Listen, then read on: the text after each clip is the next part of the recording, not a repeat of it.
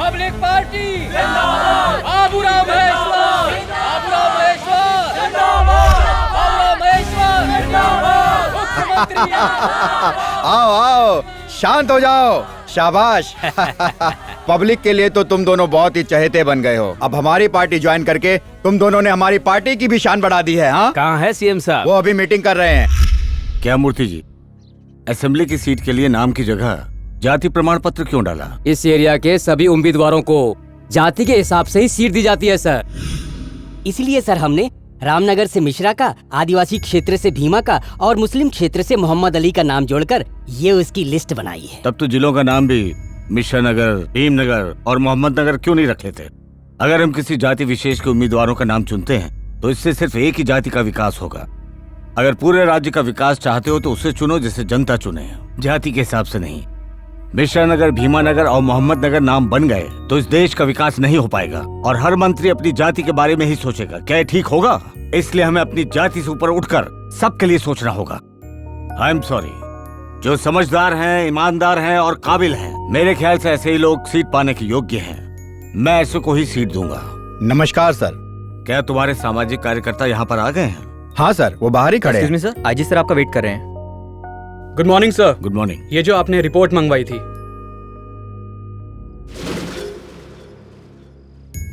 ये देखो तुम्हारे सामाजिक कार्यकर्ताओं के कारनामे हैं। टिकट देने से पहले मैं सारे कार्यकर्ताओं को क्राइम रिपोर्ट चेक करता हूँ। बिना सोचे समझे लिस्ट कैसे दी? मुझसे गलती हो गई सर, लेकिन वो लोग इतने बुरे नहीं हैं सर। राष्ट्र भावना, देशभक्ति उनमें भी भरी हुई है। हाँ, मुझे पता है। मुख्यमंत्री जिंदाबाद, मुख्यमंत्री जिंदाबाद, पब्लिक पार्टी जिंदाबाद, पब्लिक पार्टी जिंदाबाद, मुख्यमंत्री जिंदाबाद। हमारी पार्टी क्यों ज्वाइन करना चाहते हो तुम? प्रजा की सेवा के लिए। मर्डर करके प्रजा की सेवा करोगे? जमीन हत्या कर लोगों की सेवा करोगे? ये क्या कह रहे हैं आप? हमने ऐसा कब किया? Shut up! इतने सारे क्राइम करने के बाद भी तुम दोनों खुलेआम सड़क पे घूम रहे हो। इस पार्टी में तुम जैसों की जरूरत नहीं और ना ही जनता को तुम्हारी जरूरत है। हाजी साहब ले जाइए। पार्टी में कुछ लोग पुराने हैं और कुछ लोगों ने अभी ज्वाइन किया है। मैं एक बात साफ साफ बताना चाहता हूँ कि लोगों को पैसे देकर, उनको कपड़े देकर हमें वोट खरीदने की जरूरत नहीं। अपने व्यापारी लोगों से पार्टी फंड के नाम पर पैसे लेने का तुम्हें कोई अधिकार नहीं। उन्हीं से पैसे लेते हो और जीतने के बाद उन्हीं से अपना मुंह मोड़ लेते हो। हम सभी को अपने आप पर भरोसा करना चाहिए। हमें अपने सिद्धांतों पर चलना चाहिए और तभी हम बहुमत से जीत हासिल कर पाएंगे। अगर ऐसा ही चलता रहा तो हमारा कुछ भी नहीं होने वाला। राजनीति छोड़कर सड़क पर चाय बेचनी पड़ेगी। कोई पत्रिका पढ़ रहे हो क्या? नहीं, घोषणा पत्र है। मुख्यमंत्री का भाषण सुनते ही प्रचार शुरू कर दिया। ऐसी बात अरे नहीं। मेरे गंजे कार्यकर्ता, जिन्हें तुम अपनी योजना बताओगे वही तुम्हें जूतों से मारेंगे। इसीलिए बोलता हूँ कि दिमाग का इस्तेमाल करो। अभी तुम पार्टी में नए हो। तुम लोग मेरी एक बात सुन लो। मैं इस पार्टी में 25 सालों से हूँ और जो इस पार्टी में सिद्धांतों से लड़ेगा वो कभी भी जीत नहीं पाएगा। अपना दिमाग लगाओ। मेरी एक बात मानो, हमेशा अपनी जाति वाले की सुनो और जो दूसरी जाति वाले हैं उनको खूब पैसा खिलाओ। चुनाव के समय घर घर जाकर सबको दारू और साड़ी बांटो। अगर तुम चुनाव में ऐसा करोगे तो तुम्हें कोई हरा नहीं पाएगा। ये बात लिख कर ले लो।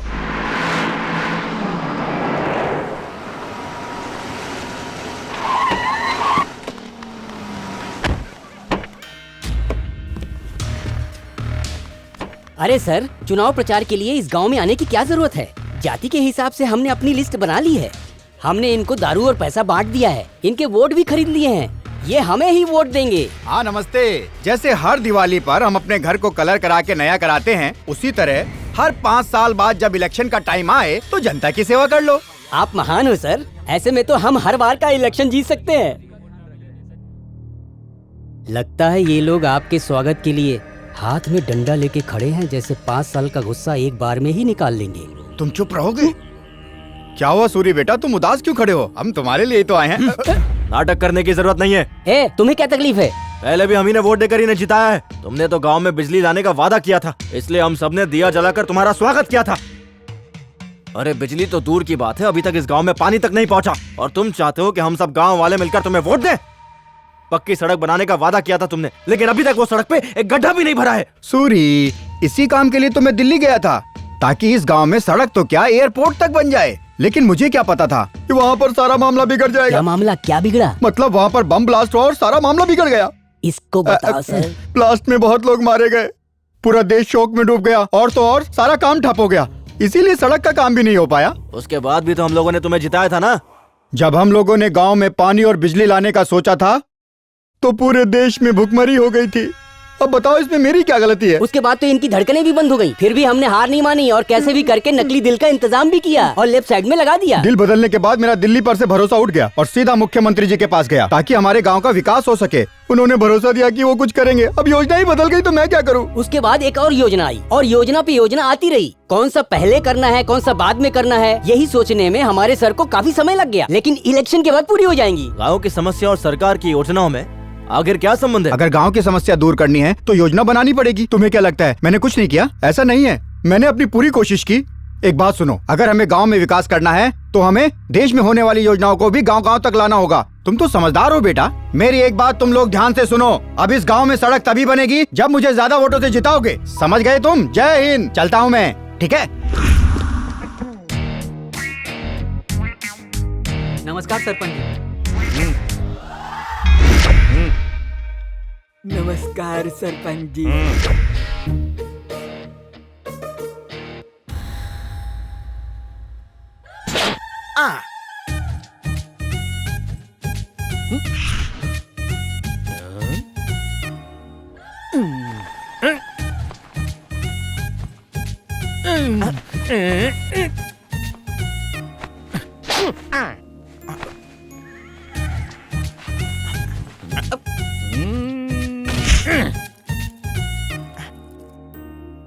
मालिक थोड़ा मुझे भी देना ना।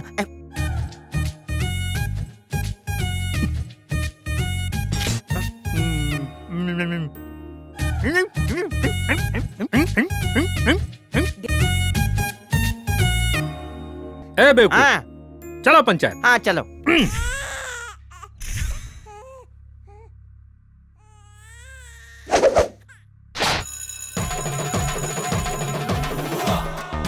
मामला क्या है? कुछ नहीं रघुनंदन। सरपंच बोलो। क्या फर्क पड़ता है? ये बोलता है कि मैं पैदाइशी काला हूँ, मेरी बीवी भी काली है, हमारा होने वाला बच्चा भी तो काला ही होगा ना। लेकिन ये बच्चा गोरा पैदा हुआ है, इसलिए ये बच्चा हमारा है ही नहीं, ऐसा बोलकर तलाक चाहता है ये काला आदमी। तुम बोलो। हाँ सरपंच जी, मैं ऐसी औरत के साथ बिल्कुल नहीं रह सकता। तुम बोलो। मैं भगवान की कसम खा के कहती हूँ मालिक, ये बच्चा इनका ही है। तू भी बोल रहे? मुझे लगता है ये बच्चा गोरा नहीं काला होना चाहिए था। सबूत क्या है? जैसे आप टिंगे हो, बीवी भी टिंगी है, बच्चा भी टिंगा होगा ना। अगर घर में सब टिंगे हैं तो बच्चे भी टिंगे होंगे ना। मैं क्या बोलता हूँ, अगर आपका बच्चा सुंदर सुशील आंखों वाला मेरी तरह हुआ तो? तुमने मेरी आंखें खोल दी। अब मैं फैसला करूंगा। Time start. राम लक्ष्मी, ये बच्चा तुम्हारा ही है ना? लेकिन ये बच्चा तुम्हारे पति का नहीं है। मालिक चुप हो जाओ, अपने हद में रहो। तुमने हद पार की, अपने पति को धोखा दिया, तभी ये बच्चा गोरा हुआ। बताओ कौन है वो?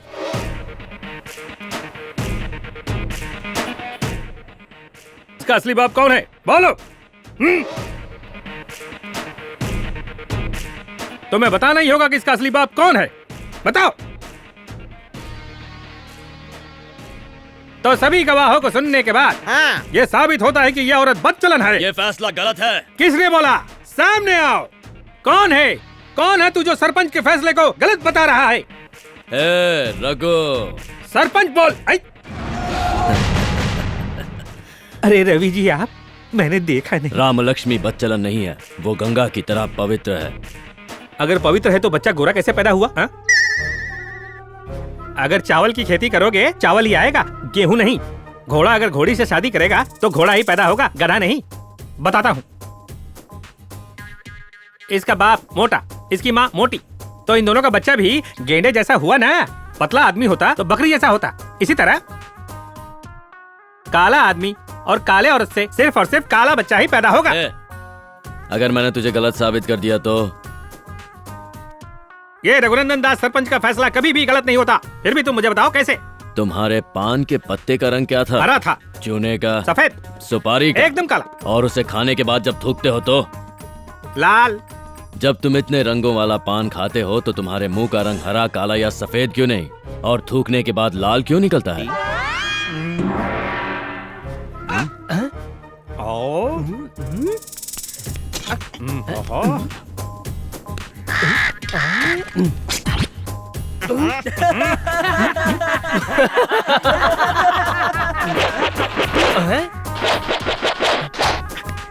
मालिक, आखिर आपके बच्चे का बाप है कौन? फैसले का कौवा भी इंतजार कर रहे हैं। अम्मा! मेरे बेटे का बाप मैं हूं। तुम्हारा बच्चा गोरा है, इसीलिए अपनी बीवी पर शक कर रहे हो? शर्म आनी चाहिए तुम्हें। तुमने आखिर ये सोच कैसे लिया कि ये बच्चा तुम्हारा नहीं है और यहाँ गांव के सामने अपनी बेइज्जती करने चले आए? तुम्हें तो इसका शुक्रिया अदा करना चाहिए, इस पर शक नहीं। ये लो, इसका ख्याल रखना, ये बच्चा तुम्हारा ही है। रवि भाई, आपको बुचन्ना ने बुलाया है। अरे छोड़ दो, मुझे मर जाने दो। बस मैं अब जिंदा नहीं रहना चाहता। जब तक मैं बाप जी से नहीं मिल लेता, मैं जिंदा नहीं रहना चाहता। मैं यही चलता रहूंगा। अगर 1 घंटे के अंदर वो मुझसे नहीं मिले तो मैं अपनी जान दे दूंगा। छोड़ दो मुझे मरना है। तेरी हिम्मत कैसे हुई बाप जी को बुरा कहने की? अरे बात तो सुनो, बाप जी हमसे बात नहीं कर रहे हैं। बात तो दूर, सुबह से उन्होंने खाना भी नहीं खाया है। क्या हुआ उन्हें? उनको भगा दिया। भगा दिया? पास के एक गांव में जब वो इलेक्शन के लिए गए थे तब उनको गांव से धक्के देकर भगा दिया। मेरे बाप जी पर हाथ उठाया, उसका नाम बताओ मुझे। सूरी।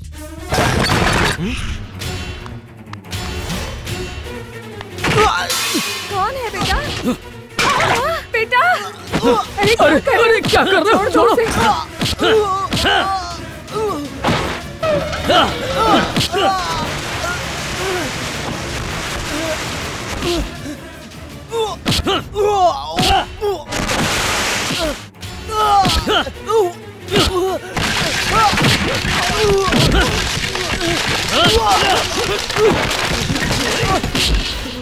मेरे बाप जी की बेइज्जती करने की तेरी हिम्मत कैसे हुई?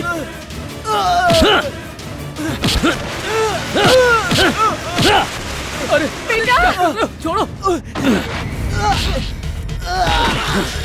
इस हाथ से मेरे बाप जी को धक्का दिया था ना? रुक जाओ। मेरे बेटे से गलती हो गई बेटा, ये आइंदा ऐसे नहीं करेगा, इसे माफ कर दो।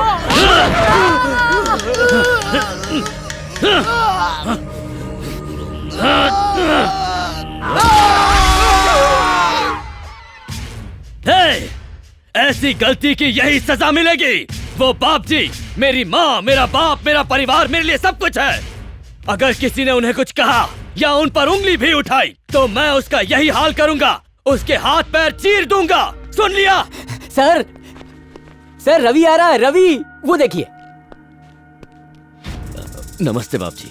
गांव गए थे ना? हाँ गया था। सूर्य मिला क्या? हाँ मिला ना। क्या किया उसके साथ? मैंने उसे समझा दिया है। मतलब तुम वहाँ समझाने गए थे? नहीं, मैंने उसे अच्छी तरह समझाया। अरे अच्छे से कैसे समझाया ये बताओ। आप पर कोई हाथ उठाए मैं उसे कैसे छोड़ दूं, इसीलिए उसका हाथ लेकर आया हूँ। रवि, तुम ही मेरे असली बेटे हो। जब भी मेरी बीवी मुझसे बच्चे की बात करती है तो मैं उससे एक ही बात कहता हूँ, रवि है ना हमारा बेटा। ए, उठ, उठ। ए, जाकर वो रवि वाला बोतल लेकर आ, जा। ए रवि, जब मैं मुख्यमंत्री से मिलने के लिए गया था तो तुम्हारे बारे में ही सोच रहा था। क्यों बाप जी, उन्हें भी मेरी याद आ रही थी क्या? अरे उनको नहीं, मुझको तुम्हारी याद आ रही थी। तुम तो मेरे दिल के टुकड़े हो ना। ए, आओ इधर बैठो। सिंगापुर से खास तुम्हारे लिए ही ये बोतल लेकर आया हूँ मैं। चलो बैठो। आपके सामने? नहीं नहीं नहीं। जब मैं अपनी खुशी से तुम्हें ये चीज दे रहा हूँ तो मना नहीं करते, रख लो। ए रवि, जब बाप जी जैसे सज्जन पुरुष तुम्हारे लिए इतना सब कुछ कर रहे हैं तब तुम क्यों अरे ऐसी बात नहीं है, बाप जी मेरे लिए भगवान है और भगवान के सामने नहीं पियोगे तो एक काम करो, इसे घर लेकर जाओ और पूरा बोतल कटक जाना, पकड़ो। अरे सिंगापुर की दारू क्या चढ़ती है? रवि,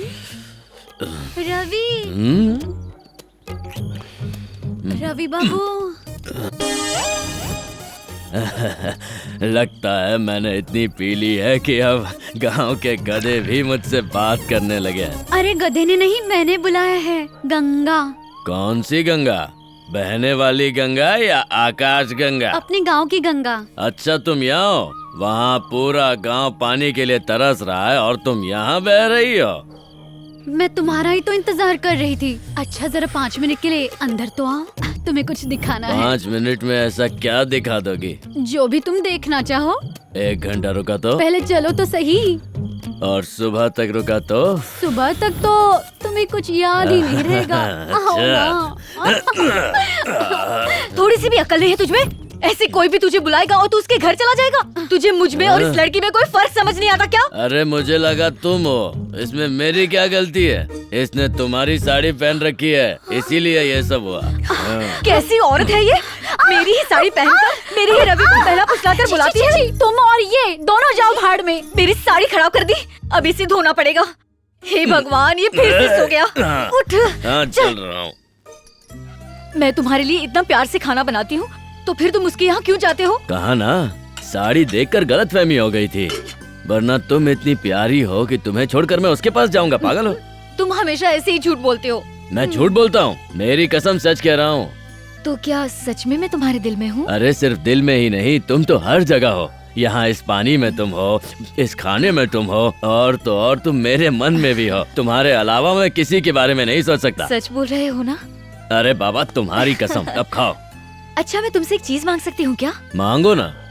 बात ये है कि मैं जहाँ जाना चाहूँ वहाँ ले जाओगे? कहाँ जाना चाहती हो तुम? प्लेट में। प्लेट में? हाँ। ये लो पकड़ो। नहीं नहीं, ये वाला नहीं। तो? वो जिसमें बैठ के विदेश जाते हैं वो वाला। अरे बाबा उसे प्लेट नहीं फ्लेट कहते हैं। जो भी है, मैं उसमें बैठकर एक बार विदेश जाना चाहती हूँ। ये मेरी बचपन से ही इच्छा है। अच्छा हाँ। जाएंगे ना? मैं अभी जाके बाप जी से कहता हूँ, तुरंत टिकट मिल जाएगा हम दोनों को। तो ला दो ना जल्दी से टिकट। अभी चाहिए? ये लो। अरे ये सच में मिल गई। ये लो।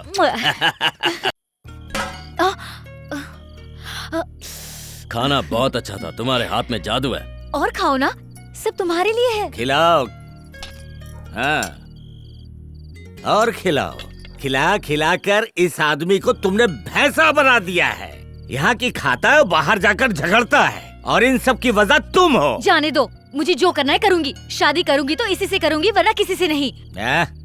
अगर ये इसी तरह हमारे घर में आता रहा तो एक दिन गांव वाले हमारे मुंह पर थूकेंगे।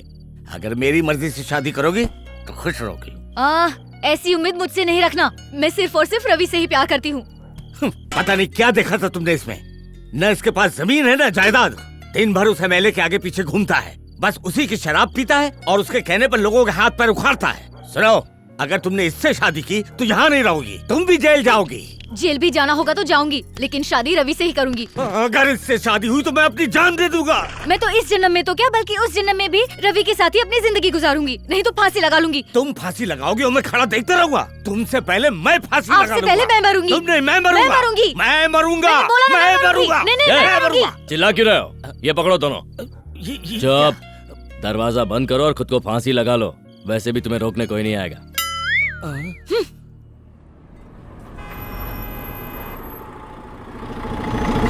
चला चला जल्दी निकलो, चला चला।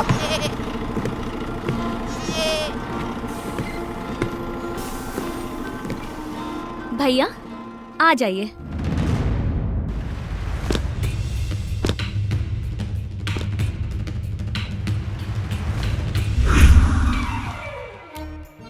कंडक्टर साहब, इस जगह पर हमारा गांव तो नहीं है, फिर हमें यहाँ क्यों उतारा? उस गांव में जाने के लिए यहीं उतरना पड़ता है। क्यों भाई, वहाँ बस नहीं जाती है क्या? आप मिलिट्री में थे क्या? हाँ तो आपको राजनीति तो आती होगी। जरूर आती है, बोलो।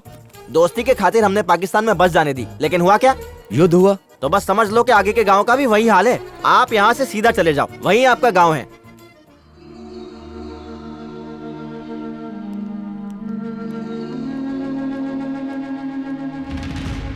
अब समझ में आया कि यहाँ बस क्यों नहीं आती है। अगर ये गड्ढे इसी तरह रहे तो कुएं बन जाएंगे। अगर पानी होगा तभी ये कुएं बन पाएंगे। क्यों भैया, यहाँ पानी नहीं है क्या? वो देखो। हम ऐसे गांव में आए हैं जहाँ पीने के लिए पानी भी नहीं है। तुम रुक क्यों गई? वहाँ देखिए। मतलब पानी ही नहीं, बिजली भी इस गांव में नहीं आती। चलो फिर, हम कर भी क्या सकते हैं? भैया, कारगिल में आपने लड़ाई की और वहाँ लड़ते लड़ते आपने क्या क्या सहा इसका अंदाजा भी नहीं है मुझे। लेकिन यहाँ आने से आसान तो कारगिल में आपके लिए लड़ाई करना रहा होगा।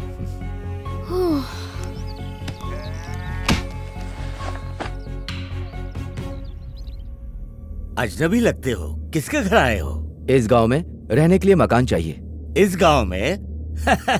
इस गांव में बाहर से लोग आने से भी कतराते हैं, और आप शहर से इतनी दूर यहाँ गांव में आए हैं। अच्छा है। अरे गर्मी बहुत है, बाहर खड़े रहोगे तो लू लग जाएगी। बैठिए बैठिए।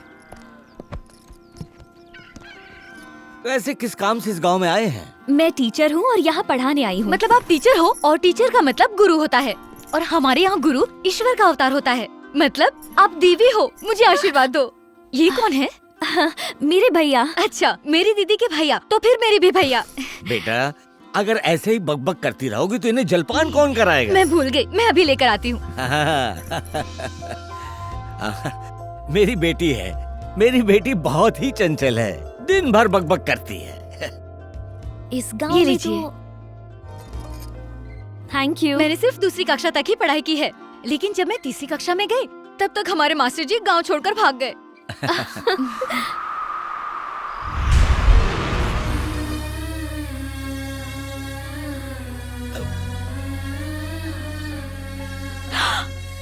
ये कैसे हुआ? कोई एक्सीडेंट हुआ था क्या? चाचा जी, मेरे भैया एक सैनिक हैं और कारगिल की लड़ाई के वक्त इन्होंने अपना हाथ खो दिया था। ये बात आपने पहले क्यों नहीं बताई साहब? आप जैसे जवानों की वजह से ही हम जैसे लोग अपने घरों में सुरक्षित हैं। आप वीर पुत्र हो। चाचा जी, हाँ? इस गांव की पंचायत का ऑफिस कहाँ है? क्यों बेटी? भैया की बहादुरी के लिए सरकार ने हमें इस गांव में 5 एकड़ की जमीन दी है। उसी सिलसिले में सरपंच से बात करनी है। अपना सरपंच खुद अपने ही गांव में नहीं रहता, वो तो खुद ही गांव से दूर जाकर बसा है। वो तो नाम का सरपंच है, वो सिर्फ बड़े लोगों की सुनता है और उन्हीं की करता है। वो तो गांव में तभी आता है जब उसका कोई स्वार्थ होता है। देखो मेरे देश के जवान, ये सारी जमीन मेरे अंडर में आती है। यहाँ से लेकर वहाँ तक की सारी जमीन पर सिर्फ और सिर्फ मेरा हक है। फिर भी ये 5 एकड़ की जमीन तुम्हारे नाम करने का वादा करता है ये सरपंच। अरे ना, जा जमीन के दर्शन करा। अरे यही तो है। इसकी आंखों पर मत जाना, इसके हाथ के इशारों को देखना। ये पत्थरों वाली जमीन तुम्हारी है। अरे तुम तो इस देश के बहादुर जवानों में से एक हो। इस पत्थर को काटकर जमीन बना देना पूरी तरह से। जय जवान जय किसान। यहाँ पर खेती कैसे होगी?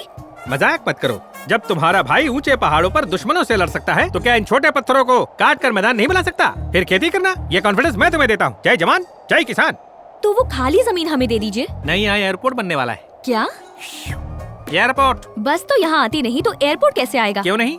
एयरपोर्ट क्यों नहीं? क्या इस गांव की कोई हैसियत नहीं है क्या? क्या यहाँ विकास नहीं होना चाहिए? क्या विकास के सपने भी नहीं देख सकते? ये भी अधिकार नहीं है? ये नहीं कर सकते, वो नहीं कर सकते? जैसे विकास का सपना देखना कोई बहुत बड़ा जुर्म है। अरे जैसे सपनों में कविता को, बबीता को, अनीता को या फिर सविता भाभी को कोई भी आम आदमी देख सकता है, इसी तरह यहाँ एयरपोर्ट बनना भी देख सकता है।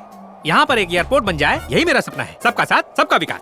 तो इस तरफ की जमीन दे दीजिए। नहीं, यहाँ मैं बंदरगाह बनवाऊंगा। बंदरगाह? जहाँ बड़े जहाज आते हैं। उसके लिए वहाँ पर समुद्र का होना जरूरी है। वो भी मेरा एक सपना है। सपने देखने के लिए मैं स्वतंत्र हूँ, क्यों हूँ ना? एक दिन मैं यहाँ समुद्र भी बनवाऊंगा। क्यों नालायक? उस पर टाइटैनिक भी चलेगी। आपके सोचने से समुद्र यहाँ नहीं आएगा, वो प्रकृति का एक हिस्सा है। अरे नादान बालिके, अगर मैं रुपए दिखाऊंगा तो समंदर क्या, समंदर का बाप भी उसके साथ साथ यहाँ पर चला आएगा और समंदर तो बन के रहेगा। और तुम केवल 5 एकड़ जमीन के लिए मुझे चोर भरी नजरों से देख रहे हो। बताओ, तुम सैनिक ही हो ना? तुमने कारगिल में युद्ध किया, मैं कैसे मानूं? तुम तो मुझे करीमनगर के हवलदार लगते हो, है ना? तुमने अपना हाथ उस युद्ध में खोया है, लेकिन तुम झूठ भी तो बोल सकते हो। सच बताओ। अगर सच जाना है तो आके सर्टिफिकेट देख लो। सर्टिफिकेट? ये तो कोई भी बनवा सकता है। आजकल तो नकली सर्टिफिकेट बनवाकर कोई भी डॉक्टर इंजीनियर बन जाता है। तुम लोग भी हो सकता है मुझे ठगने आए हो। इसका मतलब कारगिल सोल्जर होने का मुझे तुम्हें सबूत देना होगा, है? बिल्कुल। और कोई रास्ता नहीं है ना? बिल्कुल नहीं। अरे बाप रे, ये मालिक कहाँ गायब हो गए? नीचे देखो, दिख जाएंगे। अरे बाप रे, लगता है ये चल बसे। अब तो सरपंच मैं ही बनूंगा। अभी नहीं, मुंह पर पानी डालो, उठ जाएंगे। अरे बच गया? लगता है सो गया। अभी उठाता हूँ। ये लो। जल गया, जल गया, जल गया। कॉफी गरम थी। सैनिक का मुक्का इतने फुट का? आप बताओ। मैं कौन हूँ? सैनिक के रूप में आप रामायण के हनुमान हैं महाशय। बिना गदे के भी आप बहुत शक्तिशाली हैं। आपका हाथ ही आपका हथियार है। इन कपड़ों में आप देश के वीर सैनिक लग रहे हैं महाराज। आप तो इस पूरे गांव के हीरो हो, कारगिल युद्ध के महावीर चक्र हो आप। अब जल्दी से बताओ, मेरी जमीन कौन सी है? अभी अभी जिस जमीन में आपने मुझे गाड़ा है, यही जमीन आपकी है। हे कारगिल वीर, यहाँ से निकलने का उपाय बताइए। एक काम करो, इसके गले में रस्सी डालो और बैलगाड़ी से खींच करके इसे बाहर निकाल लो। मॉडर्न आइडिया सर जी। मालिक, मैं अभी बेल्ट ढूंढ के लाता हूँ, तब तक आप कॉफी चाटो।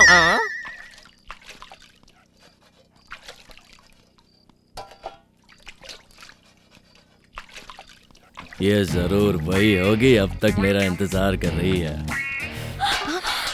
क्या हुआ दीदी? क्या किया इसने? क्या किया तुमने दीदी के साथ? मेरी कोई गलती नहीं है, ये तुम्हारे घर के सामने खड़ी थी, मैंने सोचा तुम हो। अंधे हो क्या? हम दोनों तुम्हें एक जैसी दिखाई देती है। तुम्हें मुझ में और इनमें कोई फर्क दिखाई नहीं देता? हमेशा नशे में रहती हो। चुप हो जाओ। मुझे क्या सपने में आएगा कि तुम्हारे घर में मेहमान आया है? हा? ये तो ऐसा हो गया जैसे रामायण में राम जी और सीता माँ के बीच द्रौपदी आ गई हो। देखिए, मुझसे गलती हो गई, मैंने गलती से आपको पकड़ लिया। वैसे आप हैं कौन? ये इस गांव में नई टीचर बन के आए हैं। अच्छा, अब ये कौन है? और ये टीचर के भैया है। ओहो, अपने बहन की रक्षा के लिए आए हैं। सिर्फ अपनी बहन की रक्षा के लिए नहीं, सारे देश की रक्षा के लिए आए हैं। ओहो, भैया सैनिक हैं। जब भी हमारे देश पर खतरा आता है तो उनसे लड़कर यही लोग हमारी रक्षा करते हैं। हमारा देश वैसे ही सुरक्षित है, ये क्या कर लेंगे? हम मजे से खाते हैं या मजे से पीते हैं। देखो, मैं तो सिगरेट भी पीता हूँ। हमारे पास सब कुछ है, ये क्या बचाएंगे? आए बचाने हैं। मैं तुम्हें बताता हूँ कि मैंने क्या बचाया है। बताओ, क्या बचा है? जब जब दुश्मन देश ने हमारी धरती माँ को नुकसान पहुँचाने की कोशिश की, तब तब हमारे जवानों ने अपने जान की बाजी लगा दी। कारगिल युद्ध में जब हमारे पड़ोसी ने हम पर आक्रमण किया, तब तब हमारे जवानों ने अपने जान की परवाह किए बिना दुश्मनों को अपनी धरती माँ की रक्षा करने के लिए यहाँ से मार भगाया। ऐसी रक्षा की है मैंने। कौन सा तीर मारा है? बड़ी बड़ी बात करते हो हैं? पूरा पाकिस्तान मेरे इस जेब से भी छोटा है, और उससे लड़ने के लिए तुमने इतने साल लगा दिए। खुद को महान कहते हो। ये सब क्या है? तुम्हें पता है तुम क्या बोल रहे हो? देश के लिए इन्होंने अपना हाथ गंवा दिया। अच्छा, और इनके साथ तुम ऐसे बात कर रहे हो? सरकार ने इन्हें अपने गांव में 5 एकड़ जमीन दी है।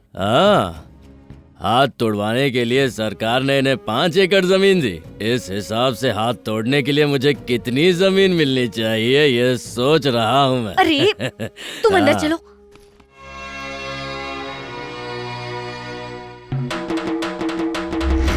गांव वालों सुनो, गांव में पोलिंग बूथ लग चुका है। सभी गांव वाले पोलिंग बूथ पर वोट देने आ जाएं। सभी गांव वालों से निवेदन है कि अपना वोटर कार्ड लेकर मतदान देने आए। सुनो। ये सब क्या हो रहा है? यहाँ पर बच्चों को क्यों लाए हो? वोट देने के लिए साहब। ये पिछले साल ही बड़े हुए। ये तुम लोग क्या बकवास कर रहे हो? सिर्फ 18 साल वाले ही वोट दे सकते हैं। मजाक मत करो। मैं मजाक नहीं कर रहा हूँ। मजाक नहीं तो और क्या है? ये तुम्हें बड़े लगते हैं? क्या हुआ? इस गांव में सिर्फ मेरी चलती है। अगर मैंने कहा ये बड़े हैं, तो इसका मतलब कि ये बड़े हैं। गांव में कुछ दिनों पहले एक आदमी के हाथ उखाड़ने का मामला तुमने सुना ही होगा। हाँ, मैंने सुना है। जिसने हाथ उखाड़ा था यही है। इसका नाम रवि है। ये जो बोलता है वही नियम बन जाता है। अगर रवि ने बोला बच्चा बड़ा है, तो आप कुछ नहीं कर सकते, आपको लिखना ही पड़ेगा। समझ गया, वो छोटे बच्चे नहीं बड़े आदमी ही हैं। चलो अपना नाम बताओ। महेंद्र बाहुबली साहब, उम्र 35 साल। लिखाओ लिखाओ, ये 35 का लगता है। ये है देव सेना, उम्र 22 साल।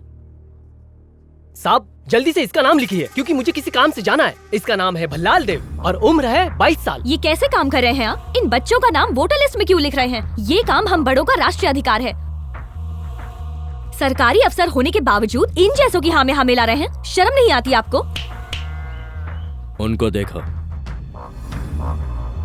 चाहे वो 80 साल का बूढ़ा हो या ये 8 साल के बच्चे, सब वोट करेंगे। तुम यहाँ पर नहीं हो ना? अपने काम से काम रखो, ज्यादा दिमाग मत चलाओ। लिखो लिखो। हाँ, लाओ। साहब इसका नाम लिखो। इसका नाम है कटप्पा और उम्र 40 साल, एक बड़ी कंपनी का मालिक। रुक जाओ, क्या नाटक चल रहा है? तुम यहाँ बच्चों का नाम लिख रहे हो जिन्हें वोट देने का अधिकार ही नहीं है। ये क्या राशन की लाइन है जो पूरे खानदान का नाम लिख रहे हो? इन बच्चों ने तो अभी ठीक से स्कूल भी नहीं देखा है। किसने कहा कि ये 40 साल के हो गए हैं? मैंने। और किसकी हिम्मत होगी? तुम इनके बाप हो क्या? तुम्हारी औलाद है ये? यहाँ क्या हो रहा है, इससे तुम्हें क्या मतलब? इस गांव में इस उम्र के लोग अपनी माँ की गोद में घूमते हैं क्या? तू भी घूमता है? बता। घूमता हूँ, इस गांव के लोग ऐसे ही जीते हैं और यहाँ पर यही होता आ रहा है पिछले 50 सालों से। इस गांव के बड़े भी अपने बाप की उंगली पकड़ते हैं। अब समझ में आया, ये एक अलग गांव है, ये एक स्पेशल गांव है। चुप हो जाओ। तुम्हारा कोई हक नहीं बनता कि तुम सरकार के बनाए हुए नियमों को तोड़ो, प्रजातंत्र का मजाक बनाते हो। इसी तरह छोटी बच्चियों की शादी करके उनका जीवन नरक बना दोगे। छोटे बच्चों से वोट दिला करके किसी घटिया नेता को जिताकर उसकी सरकार बना दोगे। तुम जैसे घटिया लोगों की वजह से ही प्रजातंत्र मजाक बनकर रह गया है। जब एक बुरा आदमी नेता बनता है तो ऐसा आदमी समाज और संस्कृति को बर्बाद करके रख देता है। तुम छोटे बच्चों के वोट से ऐसे आदमी की सरकार बनाना चाहते हो जो 5 साल के लिए इस देश के विकास को रोक दे। मैं ऐसा होने नहीं दूंगा, बिल्कुल नहीं। अभी तो तेरा सिर्फ एक हाथ नहीं है, यहाँ से नहीं गया तो दूसरा भी खो देगा। अरे नहीं बेटा। चाचा जी, इस गवार से बहस करके मेरे भैया ने बहुत बड़ी गलती की है। तुम लोग वोट दिलवा के किसी को भी जितवाते हो, फिर 5 साल तक वो दिखाई नहीं देते। इसलिए इस गांव का आज तक विकास नहीं हुआ और ना ही कभी तुम लोग होने दोगे। अगर तुम्हें ये बच्चे भी कम लग रहे हैं तो इस लिस्ट में गाय बैलों के भी नाम लिखवा दो। तुम्हारी ये घटिया तरीके तुम्हें ही मुबारक हो। जल्दी जल्दी भरो रे, जल्दी करो, जल्दी डालो अंदर। बाबूराव महेश्वर, बाबूराव महेश्वर। सर देखिए कितनी भीड़ इकट्ठा हुई है। बाबूराव महेश्वर, बाबूराव महेश्वर, बाबूराव महेश्वर, बाबूराव महेश्वर। रवि आ इधर आजा। तू तो मेरे जिगर का टुकड़ा है।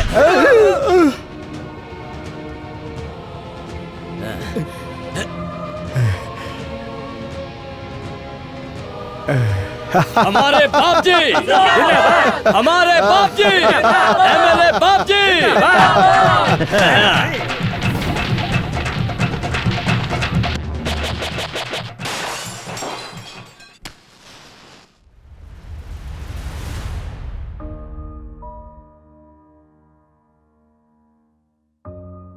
ये क्या साहब, इस गांव में कभी भी बिजली नहीं आई, फिर भी आपने लालटेन जलाकर गांव को रोशन कर दिया। किस खुशी में साहब? कल त्योहार जो है, त्योहार है स्वतंत्रता दिवस। ओह अच्छा अच्छा, तो इस बार गणपति का त्योहार 15 अगस्त को आ रहा है।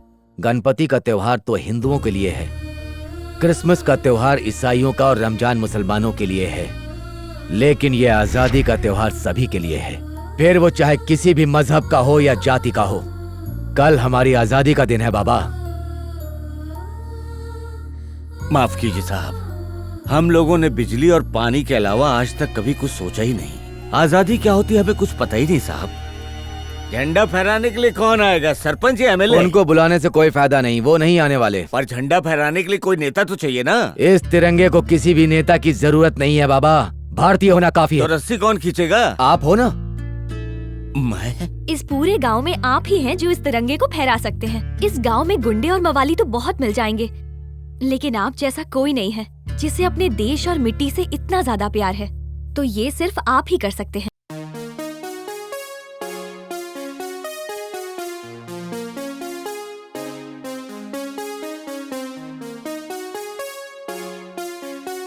तुम लोग क्यों नहीं आ रहे हो?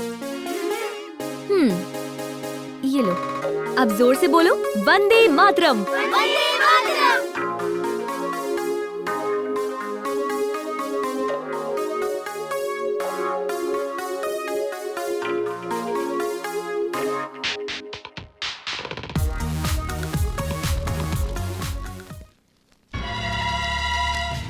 यहाँ से झंडा कौन ले गया? इन लोगों की इतनी हिम्मत! इस तरह से झंडे का अपमान कर रहे हो? रुक जाओ। ये सब क्या है? इन बेचारों को क्यों मार रहे हो? क्या किया इन्होंने? ये लोग तुम्हारी ही वजह से बिगड़े हुए हैं। जरा इनसे पूछो क्या किया है इन्होंने? क्या किया है?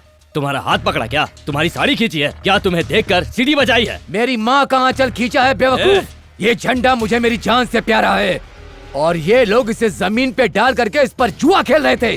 क्यों रे? लेकिन रवि भाई, मुझे नहीं मालूम था कि झंडा देश का है। हम लोगों को लगा ये किसी पार्टी का झंडा है। Shut up! पार्टी के झंडे और देश के झंडे में तुम्हें फर्क नजर नहीं आता? इंसान हो या जानवर हो तुम लोग? इन्हें जानवर क्यों कह रहे हो? जब तुम्हारे दुश्मनों ने इस झंडे के सामने तुम लोगों को मारा तब क्या किया तुमने? तब तो कुछ नहीं किया। यहाँ तक कि एक मैच हारने पर भी लोग इस झंडे को जला देते हैं, तब तुम्हारे मन में बात नहीं आती? जाओ मारो उन्हें। ना जाने कितनी पार्टियों ने ऐसा झंडा बनाकर पूरे गांव में लगाया है। ऐसे ही कपड़े पहनते हैं वो पार्टी वाले। सिर्फ जय जवान कह देने से इस देश का कुछ नहीं होगा। पहले इस झंडे को लोगों के दिलों में बसना होगा। इस देश के लोगों को एक साथ जुड़ना होगा, तब ये समझेंगे कि ये हमारा तिरंगा है। चलो तुम्हारे कहने पर मैं ये बात मान लेता हूँ, लेकिन इन्हें कौन बताएगा, कौन समझाएगा इन्हें? इसे बताने की जरूरत नहीं पड़ती है। जब कोई बच्चा अपनी माँ की कोख से जन्म लेता है तो वो खुद ही दूध पीने लग जाता है। माँ उसे ये नहीं बताती कि उसे दूध कैसे पीना है। वैसे ये झंडा भी सभी के लिए माँ के आंचल के जैसा ही होता है। जब कोई सैनिक अपनी सरहद पर खड़े होकर दुश्मनों से लड़ता हुआ शहीद होता है तो किसी पुरस्कार के लिए नहीं, बल्कि भारत माता की सुरक्षा के लिए शहीद हो जाता है। परमवीर चक्र पाने के लिए नहीं। उसकी आखिरी इच्छा होती है कि वो उसी देश में जन्म ले और शहीद होने के बाद इसी तिरंगे में उसे लपेटा जाए। अगर कोई भी मेरे सामने इसे किसी पार्टी का झंडा बताएगा तो मैं उसे जान से मार दूंगा। कारगिल हो या कश्मीर, अगर मुझे फिर से लड़ना पड़े तो ये जवान तिरंगे के लिए अपनी जान दे देगा।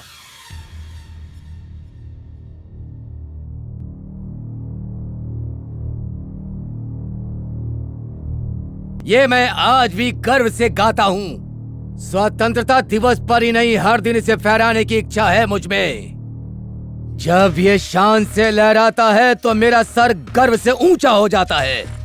स्वतंत्रता दिवस का दिन लोगों के लिए छुट्टी का दिन होता होगा, लेकिन मेरे लिए नहीं। इस तिरंगे के लिए मेरे अंदर देशभक्ति की भावना हमेशा रहेगी। तिरंगे का सम्मान सिर्फ स्वतंत्रता दिवस पर ही नहीं, देश के हर नागरिक के दिल में हमेशा होनी चाहिए। तिरंगा कोई साधारण कपड़ा नहीं है जो नेताओं की गाड़ियों पर लगा दिया जाए।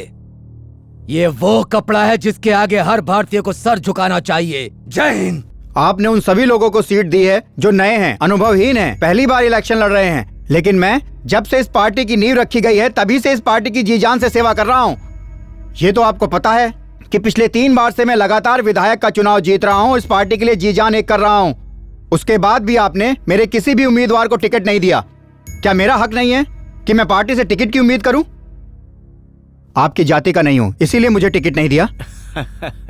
मंत्री बनने के लिए किसी जाति का नहीं, चरित्र का, ईमानदारी का, अनुभव का होना जरूरी है। आपका मतलब क्या है? मतलब आप अच्छी तरह से जानते हैं, फिर भी आप हमारे मुंह से अपने कारनामे सुनना चाहते हैं। मुख्यमंत्री होकर आप? मुख्यमंत्री की हैसियत से ही बता रहा हूँ। तुम हर साल गांव के विकास के लिए सरकार से लाखों रुपए लेते चले आए हो, लेकिन विकास के नाम पर कुछ नहीं किया। तुमने थोड़े से पैसों से भी अगर तुमने अपने क्षेत्र में कुछ अच्छा काम किया होता तो सीट क्या, मैं तुम्हें मंत्री बना देता। क्यों चुप क्यों खड़े हो? मेरी बात ध्यान से सुनो बाबूराव। अगर परिवार के 3 बच्चों में कोई बच्चा नालायक हो जाए तो पिता अपने उस बच्चे को घर से निकालता नहीं है, बल्कि उसे सही गलत का मतलब समझाता है। 25 साल से तुम इस पार्टी से जुड़े हो, इसलिए मैं तुम्हें पार्टी से निकालना नहीं चाहता, बल्कि तुम्हें एक और मौका देना चाहता हूँ। समझे? मेरी बात मानो, तुम बहुत सीनियर हो, इसलिए ये बात तुम्हें आखिरी बार समझा रहा हूँ। इसीलिए कम से कम एक सीट तो मुझे देनी चाहिए थी ना सर। ये सीट अच्छे और ईमानदार लोगों के लिए है, तुम्हारे लिए नहीं। मना करने के बाद भी तुम लोग पानी लेने चले आते हो। यही एक कुआं बचा हुआ है, अगर तुम लोग भी यहाँ पानी लेने आओगे तो हमें पानी कैसे बचेगा? अगर हम थोड़ा सा पानी ले लेंगे तो तुम्हारा कुआं सूख जाएगा क्या? मेरा कुआं है, मैं पानी दूं या न दूं, तुम्हें इससे क्या लेना देना है? कैसी बात कर रहे हैं आप? हम इतनी गर्मी में पानी के लिए कहाँ कहाँ भटकेंगे? हाँ, जैसे कि यहाँ बहुत बड़ा तालाब है और हम लोग पानी दान करने के लिए बैठे हैं। तो क्या हम बिना पानी पिए ही रहेंगे? अगर ये बचा हुआ पानी तुम लोगों को दे दिया तो हमको भी ये गांव छोड़कर पानी के लिए कहीं और गांव में जाना पड़ेगा। ए बुढ़ाऊ, ज्यादा बकबक मत कर, हम पानी लेने आए हैं। चलो रे, पानी लेते हैं। ए, हमारे पानी को कोई हाथ नहीं लगाएगा। रुक जाइए, इन्हें पानी क्यों नहीं दे रहे हो? हम क्या करें, इस गांव में सिर्फ एक ही कुआं है, पानी खत्म हो जाएगा तो हम क्या करेंगे? चुप करो। पानी के लिए तुम लोग आपस में जानवरों की तरह लड़ रहे हो। तुम लोगों को शर्म आनी चाहिए अपने ऊपर। अगर तुम लोगों को पानी चाहिए तो सरपंच के पास चलो। मालिक, मालिक दरवाजा खोलो, वो जवान आया है, क्या हुआ? आप ही को ढूंढ रहा है। कौन सा जवान? उम्र में जवान, ताकत में जवान, मुझसे भी जवान? कौन जवान है? सामने आओ। अबे नालायक, पूरा नहीं बोल सकता था कि वो कारगिल वाला जवान आया है? मुझे जमीन के अंदर गाड़ने के बाद बताएगा। गुरु, कारगिल वाले जवान भाई अंदर आइए। आइए आइए, कुर्सी पे बैठिए। बैठिए। जय जवान जय किसान। आपके भाई के कारण ही हमारा देश सुरक्षित है। आप क्यों आए? मुझे ही बुलवा लिया होता गुरु। गुरु, इस बार मुझे जमीन में दफनाने तो नहीं आए है ना? नहीं, ऐसी बात नहीं। ठीक है। पानी की कमी से गांव के सारे कुएं सूख गए हैं जी। गांव में अब रहना मुश्किल हो गया है। हम्म, आप मेरी जमीन ले लो, लेकिन गांव वालों को पानी दे दो। सही पकड़े हैं। आपका फैसला बिल्कुल जायज है, परंतु यहाँ पानी लाना मेरे वश में बिल्कुल नहीं है। लेकिन आप तो सरपंच है ना? सरपंच होने का बहुत नाजायज फायदा उठाते हैं। सरपंच से ऐसी बातें नहीं करते। मैं गांव में जरूर जाता हूँ, लेकिन वहाँ गंदगी होती है, इसीलिए घर आकर नहाना पड़ता है, दबा कर भोजन करना पड़ता है, फिर पचाने के लिए डांस करना पड़ता है। मतलब आप गांव वालों के लिए कुछ नहीं करते? करूँगा ना। जब बिजली कड़केगी, बादल बरसेंगे और फिर बिजली आ जाएगी। बादल से बिजली कैसे? कैसे? बादल से पानी और बिजली से करंट। बिजली से करंट कैसे होगा? कैसे नहीं होगा? हमने तो पेट्रोल की जगह पानी का उपयोग सोचा है। पानी से यहाँ पर गाड़ियाँ भी चलेंगी। तुम्हें समझ में नहीं आया क्या? सिगरेट पीने से धुआं बनता है और धुएं से फिर बादल, बादल से बारिश होती है और फिर बारिश के बाद बाढ़। जब बारिश ज्यादा होती है तो बहुत कीचड़ बनता है और कीचड़ में कमल खिलता है। इसी तरह बादल के गरजने से बिजली का निर्माण करूंगा और घर घर में बिजली पहुंचाऊंगा। क्या बात है सर, आपने जो सपना देखा है वो तो बहुत बढ़िया है। पानी का आइडिया कैसा लगा आपको? बढ़िया। फिर तो हम लोगों का इस गांव में रहना बेकार है। 100% बेकार। अरे इस गांव के लोग तो महीने में एक बार भी नहा ले तो बहुत है, और ऐसे गांव वालों के बीच इंसान तो क्या जानवर भी रहना बिल्कुल पसंद नहीं करेगा। इसका मतलब गांव वाले जानवरों से भी बदतर हैं, हाँ? आपने बिल्कुल सही कहा श्रीमान, और ये बात मैं सीना ठोक कर कहता हूँ। आप इन गांव वालों को नहीं जानते। इन गांव वालों की जिंदगी कीड़ों मकोड़ों से भी बिल्कुल बदतर है, बोले तो एकदम बदतर।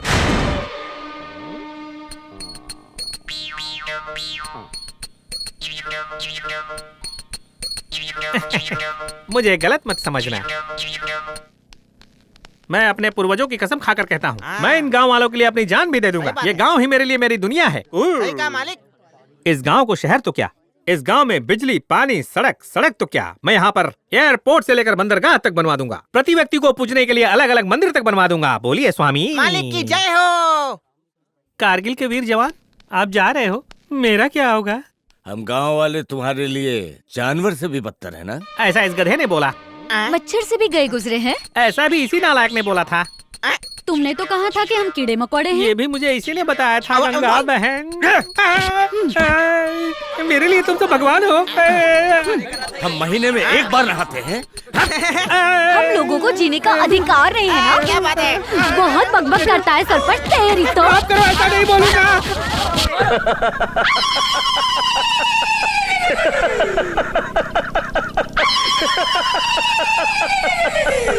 उस जवान ने गांव वालों से तुम्हारी पिटाई करवा दी। उसने मेरा घर ही नहीं उजाड़ा, बल्कि मेरे मुंह का निवाला भी छीन लिया। उस सैनिक ने आने के बाद मेरा सुख और चैन सब कुछ छीन लिया है। जब तक ये गांव में नहीं था, मुझे छूने की हिम्मत तक किसी की नहीं थी, लेकिन अब देखो, जब से ये आया है, सबको भड़का रहा है, आपके खिलाफ भी बोला है। अगर ऐसा ही चलता रहा तो जो ये चखना खा रहे हो, ये जो दारू पी रहे हो, ये ग्लास की मदिरा, ये इज्जत का धागा, ये चखना, ये दारू, ये ग्लास और ये धागा, तुम रोड पे आ जाओगे और भीख मांगोगे। बस इतना ही कहना था। ए सुन, मुझे क्या बुद्धू समझता है? अरे ओ जालीदार सरपंच, मैं तुझे नहीं छोड़ूंगा। तू पिट के आ गया, कपड़े फड़वा के आ गया, पिट के आया, मार खा के आया, लुंगी फड़वा के आ गया। आज गांव वालों ने तेरी पुंगी बजा कर रख दी। अब ज्यादा नाटक किया तो तेरा पेट फाड़ दूंगा। अरे चुप हो जाओ तुम दोनों। इतनी छोटी सी बात का बतंगड़ बना के रख दिया। जाओ रवि को बुला कर लाओ, वो उन दोनों को उस गांव से धक्के मार के निकाल देगा। सब फेंक दो, कपड़े भी निकाल के फेंक दो। वो भी फेंक, तहस कर दो सब कुछ। बाहर फेंक दो, कुछ नहीं बचना चाहिए। निकाल के रख हम लोग। हाँ ये भी फेंक दो। हमारा सामान बाहर क्यों फेंक रहे हो? इसके साथ तुम्हें भी फेंक देंगे। तुम्हें गांव छोड़ना होगा और ये घर खाली करना होगा। क्यों, क्या किया हमने? जरा बताओगे मुझे? बताने की कोई जरूरत नहीं है। क्यों जरूरत नहीं है? फिर इस तरह से तुम हमारे सामान को बाहर क्यों फेंकवा रहे हो? ये घर क्या तुम्हारे बाप ने बना कर दिया था? नहीं तो तुमने बनाया है क्या? इसके लिए मैंने किराया भरा है। तुम्हारा गांव पे राज होगा, मुझ पर नहीं। अब जल्दी बताओ कि मेरा सामान बाहर क्यों फेंकवाया? औरत हो इसीलिए सिर्फ सामान बाहर फेंका है, नहीं तो क्या?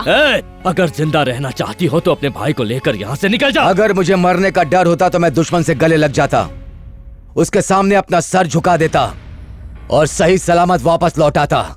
लेकिन मैंने बिना डरे उनका सामना किया, क्योंकि मुझे अपनी जान से ज्यादा देश प्यारा था। इसलिए मैंने उनका डट कर सामना किया। इसीलिए तो इज्जत से कह रहा हूँ, वरना तुम्हारे सामान को जैसे निकाला वैसे तुम्हें गांव से निकाल देता। बाप जी के आदमी पर हाथ उठाने वाले किसी को भी इस गांव में रहने का हक नहीं है। तुम कौन होते हो मुझे इस घर से और इस गांव से बाहर निकालने वाले? इस धरती पर मेरा भी हक है, उतना ही जितना एक किसान को अपनी फसल पर होता है और एक जवान को अपने देश पर। और ये जवान जहाँ भी जाएगा उसके लिए इस देश की धरती सब कुछ होगी, क्योंकि ये धरती मेरी माँ है। ये देशभक्ति की बातें मेरे सामने करने का कोई फायदा नहीं। मैं सिर्फ बाप जी की सुनता हूँ। तुम्हें इस गांव से जाना होगा और सरकार से मिली जमीन को भी हमेशा के लिए भूल जाओ। और जहाँ तक तुम्हारी बहन की बात है, उसका भी ट्रांसफर हो चुका है। और हाँ, अगर तुम लोगों ने यहाँ से जाने से इनकार किया तो मैं तुम्हें जान से मार दूंगा। जब मैं दुश्मन की गोली से नहीं डरा तो तेरी बोली से क्या डरूंगा? तुम जैसे गरजने वालों को मैंने बहुत देखा है, जो केवल गरजते हैं बरसते नहीं। तो बाप जी का फेंका हुआ एक प्यादा है जो सिर्फ उसी के इशारों पर नाचता है। भैया! रुको बाबा, छोड़िए, इसकी हिम्मत कैसे हुई? क्या कर रहे हो तुम? दूर रहो। क्या गलत बोला इन्होंने, बता। उस बाप जी के कहने पर तू किसी को भी मारने चला जाता है। तू तो इतने गिर गया कि उसके लिए कुछ भी करेगा। चुप कर। ये क्यों जाएंगे? इनको जाने को कह रहे हो? इन्होंने स्कूल को स्कूल नहीं मंदिर बना दिया है। कितना कुछ किया गांव के लिए। कारगिल के युद्ध में इन्होंने अपना हाथ गंवा दिया देश के लिए। इस गांव के सरपंच को गांव वालों के सामने बेनकाब किया। इन्हें इस गांव से जाने की कोई जरूरत नहीं है। इन्होंने ऐसा कोई गलत काम नहीं किया जो तू और तेरे बाप जी लोगों के साथ करते। जाना तो तुझे चाहिए, जा से निकल।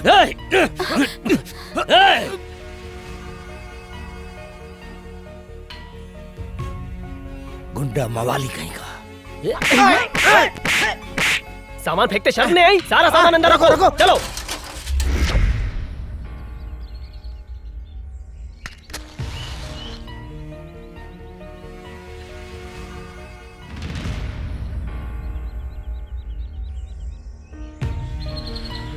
वासु। दीदी! बहना! बहना! दीदी क्या हुआ? क्या बात है? बहना! ये क्या दीदी, तुम पानी भरने में मेहनत कर रही हो और वहाँ तुम्हारी मेहनत पर पानी फिर गया है। तुम्हारे होने वाले पति रवि पे कोई और डोरे डाल रहा है। ये बताओ अब क्या करोगी तुम बहना? कौन है वो? वही मास्टर, वही टीचर। क्या दीदी तुम्हें पता नहीं? हाँ जानती हूँ उनको, मेरे साथ ही तो रहती है वो। क्या हुआ? दीदी वो रहती तुम्हारे साथ है, लेकिन गुलछरे रवि के साथ उड़ा रही है। उनके बारे में एक भी गलत शब्द बोला ना तो मार दूंगी तुझे। मार दूंगी, बस यही बोलती रहो। वहाँ मास्टरनी ने तुम्हारे मुंह पे चाटा मार दिया है। रवि ने उस टीचर को गांव से निकालने की धमकी दी, इसीलिए उसने रवि भाई पे डोरे डालना शुरू कर दिया और रवि खुद को संभाल नहीं पाया और रवि उस टीचर की जाल में पूरी तरह फंस गया। ये सब गलत है, मुझे उन पर पूरा भरोसा है। अरे तुम समझ क्यों नहीं रही हो? वो टीचर तुम्हारे रवि को पटा लेगी। तुमको कुछ पता भी है या नहीं? तुम तो हो ही इतनी अच्छी कि तुम्हें सब कुछ अच्छा ही दिखाई देता है और इसी बात का उसने फायदा उठाया है। यकीन नहीं आता तो जाके देख लो, वो एक साथ बाथरूम में है।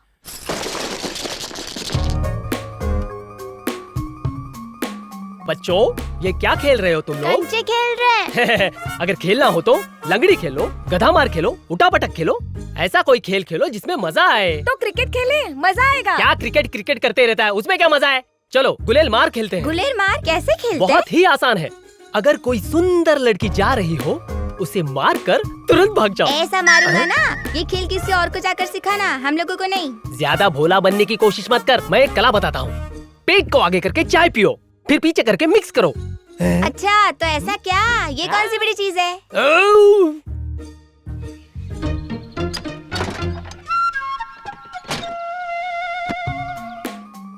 अरे उधर तो देख, टीचर कितनी खूबसूरत लग रही है ना।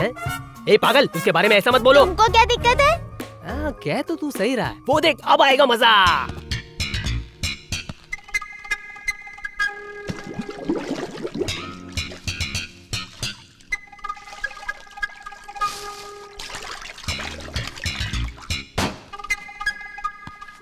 अरे देखो ना उसको, वो रवि तो अंदर कूद गया। अभी केवल कूदा है, असली मजा तो अब आएगा। लेकिन कैसा मजा आएगा? बस तुम देखते जाओ।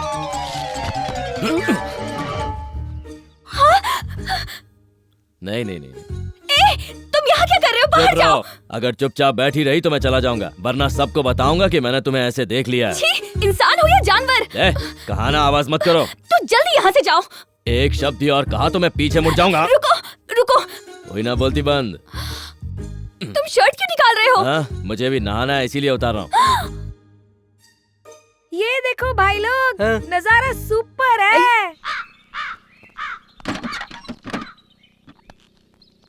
सुनो, जल्दी करो, तुम्हारा भाई आने वाला है। उसके बाद स्कूल के बाहर मिलेंगे, फिर घूमने जाएंगे, बहुत मजा आएगा। क्यों रे, यहाँ क्या करने आया कुछ था? नहीं, मैं नहाने जा रहा था, लेकिन मेरा साबुन यहाँ था, तो मैंने सोचा यहाँ से ले लेता हूँ। तो ले लिया? जा ही रहा था, लेकिन वो टीचर नहा रही है ना, तो मैंने सोचा कि बाद में नहा लेता हूँ, कौन सी जल्दी है। छी, थोड़ी तो शर्म करो। भगवान के लिए झूठ बोलना बंद करो। देखो, मैं तुमसे सच कह रहा हूँ, मुझे क्या पता था कि वो इस वक्त नहा रही होगी। जो हुआ हमारे बीच हुआ, उसे कोई तकलीफ नहीं तो तुम्हें क्या तकलीफ है, समझी?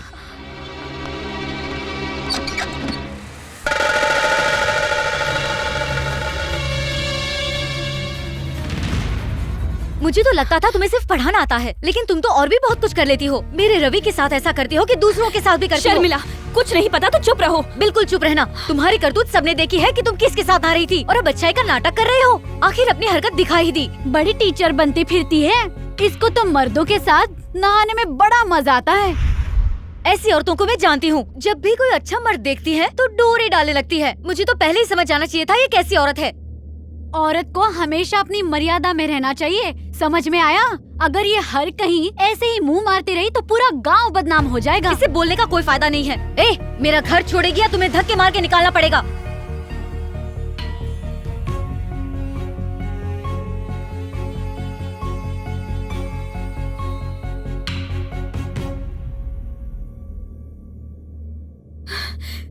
हाँ, मैं ऐसी ही औरत हूँ। अगर तुम लोगों को लगता है कि मैंने कुछ गलत किया है, तो मैं ये जहर पी के मर जाती हूँ।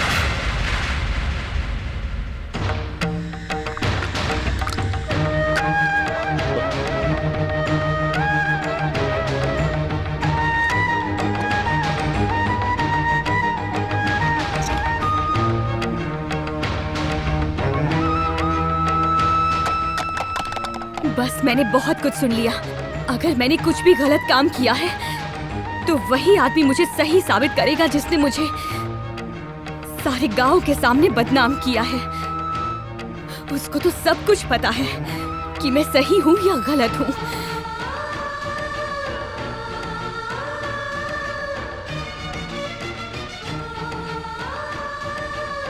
भैया भैया भैया, दीदी ने जहर पी लिया।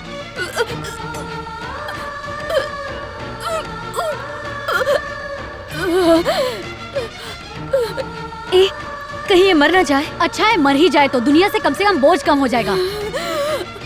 अगर ये मर गई तो हमें बहुत पाप लगेगा। कुछ नहीं, पुण्य ही मिलेगा। अपनी बकवास बंद करो, इसे बचाओ। इसने कोई गलत काम नहीं किया, मैंने इसे फंसाने के लिए ये सब झूठ कहा था। बचाओ इसे।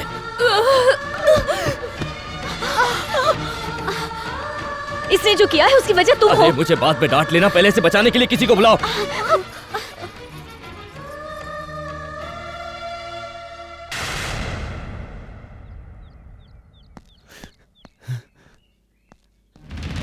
मेरी बहन, जल्दी करो ताई।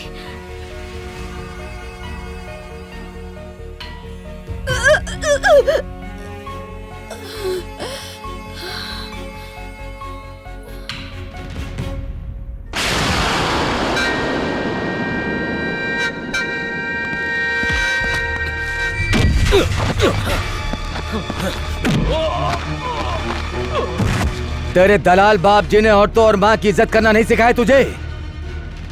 उसके कहने पर तूने मेरी बहन को बदनाम करने की कोशिश की। मेरे बाप जी को तूने दलाल कहा?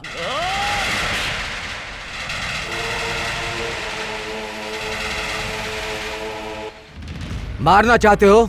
आओ मारो मुझे। क्या इसके लिए भी तुझे अपने बाप जी से इजाजत लेनी पड़ेगी? मेरे बाप जी के खिलाफ एक शब्द भी कहा ना तो। क्या करोगे तुम? मेरा हाथ काटोगे, मेरा सर काटोगे, या मुझे इस गांव से धक्के मारकर बाहर निकाल दोगे? करूंगा, जो वो कहेंगे वो करूंगा। अगर उनके लिए अपनी जान भी देनी पड़ी तो दे दूंगा। तेरे बाप जी ने अभी तक तेरे लिए क्या किया? इस गांव के लिए क्या किया है?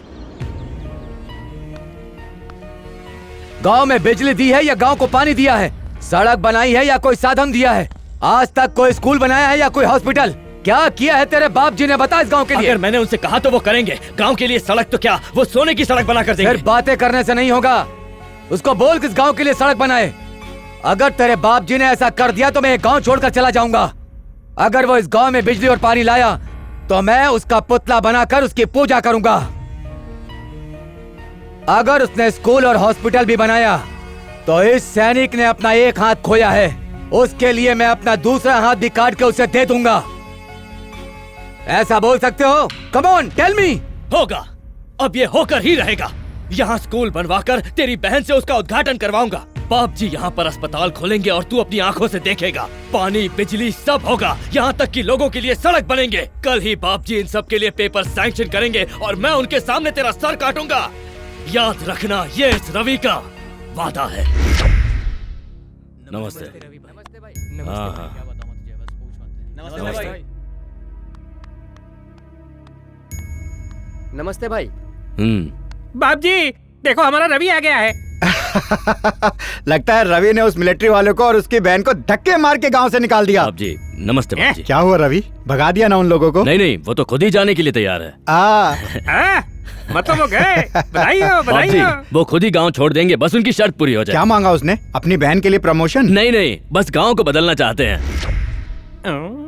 अगर आप गांव में सड़क बना देते हैं तो वो खुद गांव से चले जाएंगे। अगर आप गांव में बिजली ले आए तो वो आपकी पूजा करेंगे। उसने कहा कि अगर आप ऐसा कर दें तो वो खुद अपना हाथ काट कर देगा।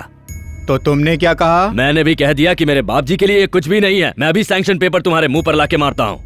इसको तो उनकी कब्र खोदने के लिए भेजा था, इसने तो आप ही की कब्र खोदी। चुप करो बाप जी, आप मुझे सैंक्शन पेपर दीजिए, मैं उन्हें अभी गांव से निकालता हूँ। वो जवान इस गांव के लिए इतना परेशान क्यों है? मुझे नहीं पता। क्या वो मुझे वोट देते हैं? क्या वो हमारा समर्थक है, हमारी पार्टी से है? नहीं बाप जी, ऐसा बिल्कुल नहीं है। इसका मतलब ये हुआ कि वो जो कुछ भी कर रहा है सीट पाने के लिए कर रहा है। ये सब राजनीति है, समझे तुम उसके चक्कर में मत पड़ो।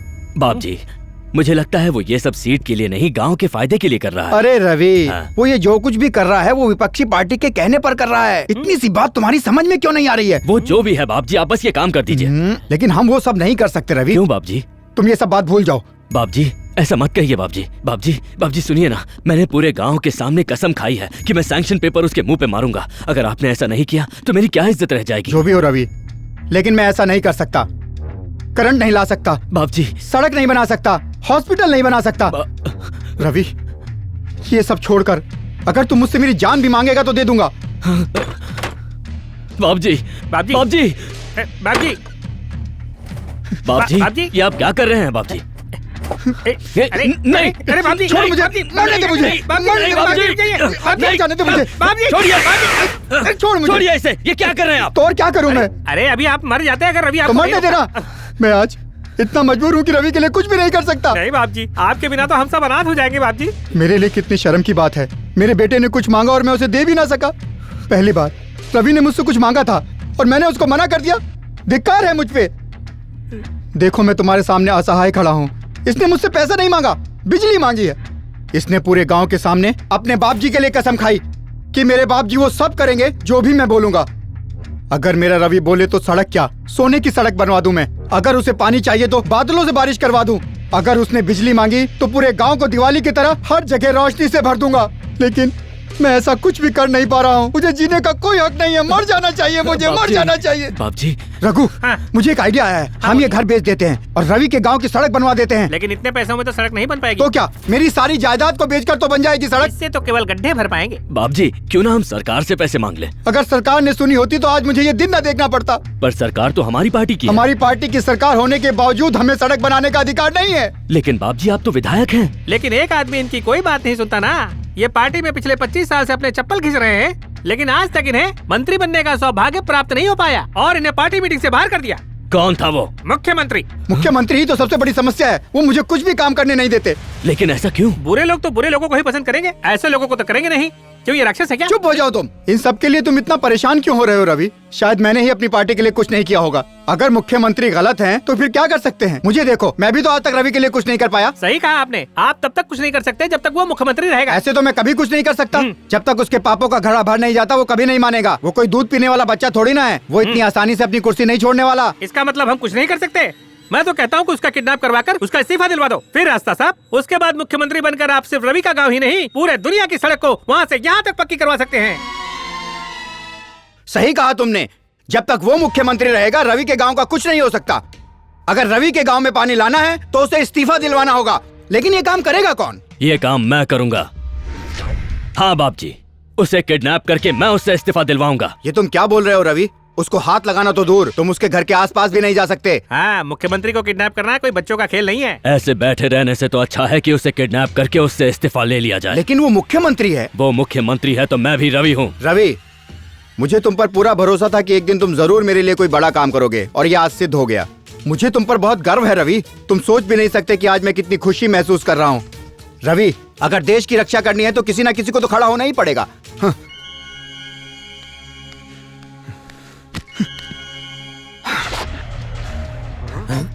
भगवत गीता में श्री कृष्ण ने कहा है कि न्याय के लिए किया गया कोई भी कार्य बुरा नहीं होता। तुम्हारी विजय हो। जाओ बेटे।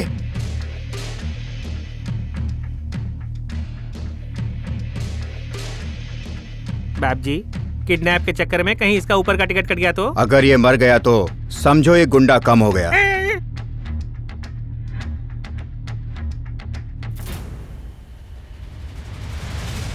ओम भूर्भुवस्वः तत्सवितुर्वरेण्यं भर्गो देवस्य धीमहि धियो यो न प्रचोदयात्।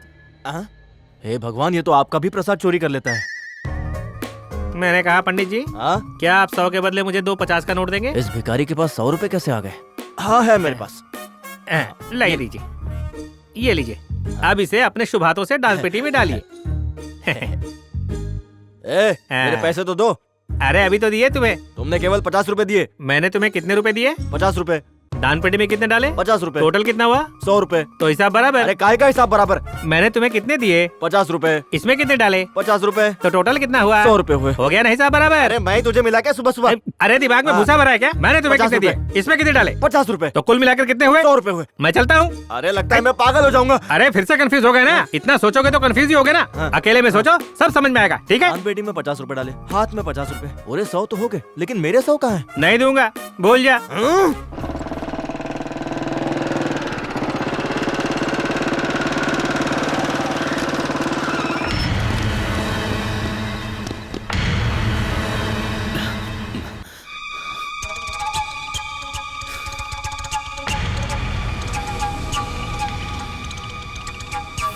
यही है वो।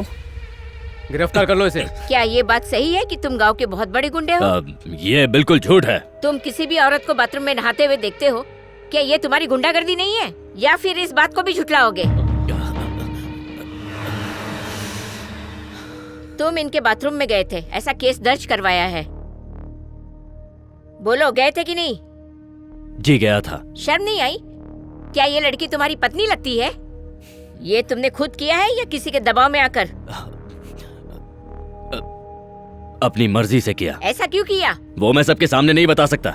जैसे आपकी जज बनने की मर्जी थी, आप जज बन गई। मेरी घुसने की मर्जी थी, मैं घुस गया। सारे गवाहों और सबूतों को मद्देनजर रखते हुए ये अदालत मुजरिम के खिलाफ फैसला लेती है कि एक औरत को उसकी इजाजत के बिना उसकी इज्जत के साथ खिलवाड़ करने पर अपराधी को 3 महीने की जेल और 10,000 एक्सक्यूज मी जज साहिबा, इसने मुझे नहाते हुए देखा तो आपने सिर्फ 10,000 का जुर्माना लगा दिया। क्या इससे इंसाफ हो जाएगा? औरत की इज्जत को पैसों से तौलकर उसकी खोई हुई इज्जत को वापस नहीं लाया जा सकता। ये सिर्फ मेरे ही बारे में नहीं है, बल्कि सवाल है देश की सभी महिलाओं का, जिनकी सुरक्षा इस देश के लिए एक सवाल बनती जा रही है। बस स्टॉप हो या बाजार हो, हम लोग अपने आप को कहीं भी सुरक्षित महसूस नहीं करती। अगर कोई लड़की ऑफिस से लेट घर आए तो उसे ही गलत समझा जाता है। अगर मैं बाथरूम में नहा रही हूँ और ये जानबूझ के अंदर घुस जाए तो क्या इसे 3 महीने की सजा देके छोड़ दिया जाएगा? मेरे हिसाब से आपके न्याय का तरीका बिल्कुल सही नहीं है। मुझे ऐसा इंसाफ नहीं चाहिए। अगर कोई चोर चोरी करता है और जब पकड़ा जाता है तो उसे वो सामान लौटाना पड़ता है। जब कोई बच्चा अपना खिलौना टूटने पर रोता है तो उसे चुप कराने के लिए मारा नहीं जाता, बल्कि दूसरा खिलौना दिया जाता है। मैं ये नहीं कह रही हूँ कि मुझे न्याय नहीं चाहिए, लेकिन मुझे मेरी इज्जत वापस चाहिए। ये कैसे मुमकिन है? तुम ही बताओ, तुम क्या चाहती हो?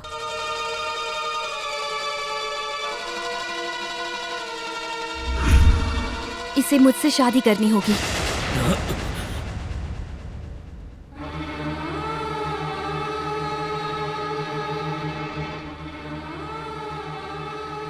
मेरे गले में मंगलसूत्र डालकर अपनी पत्नी बनाना होगा।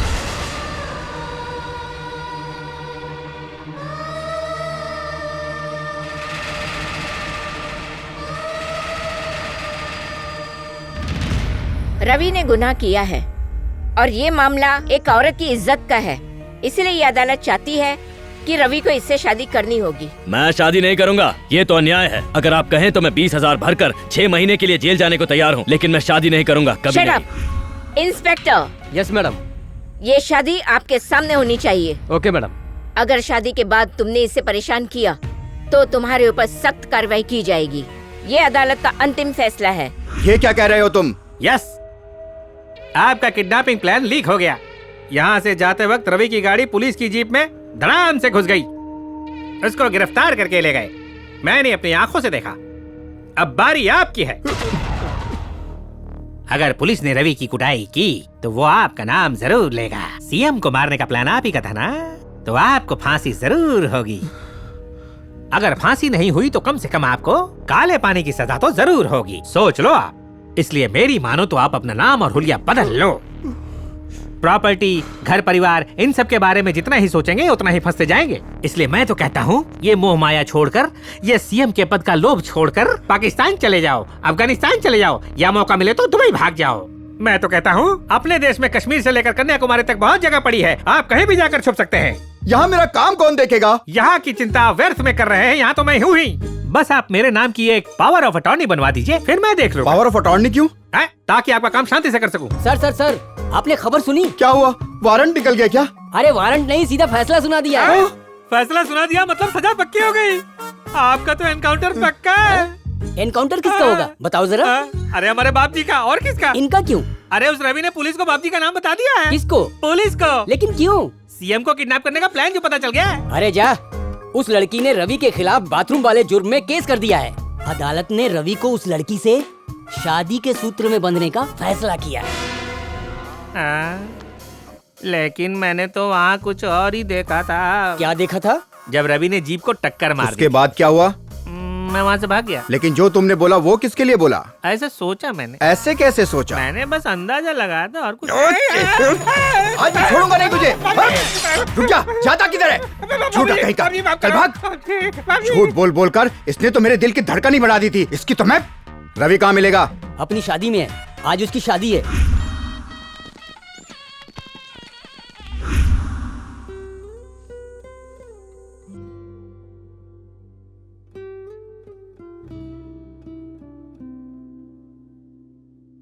जब तुम टीचर से शादी करोगे तब तुम्हारे सारे पाप धुल जाएंगे।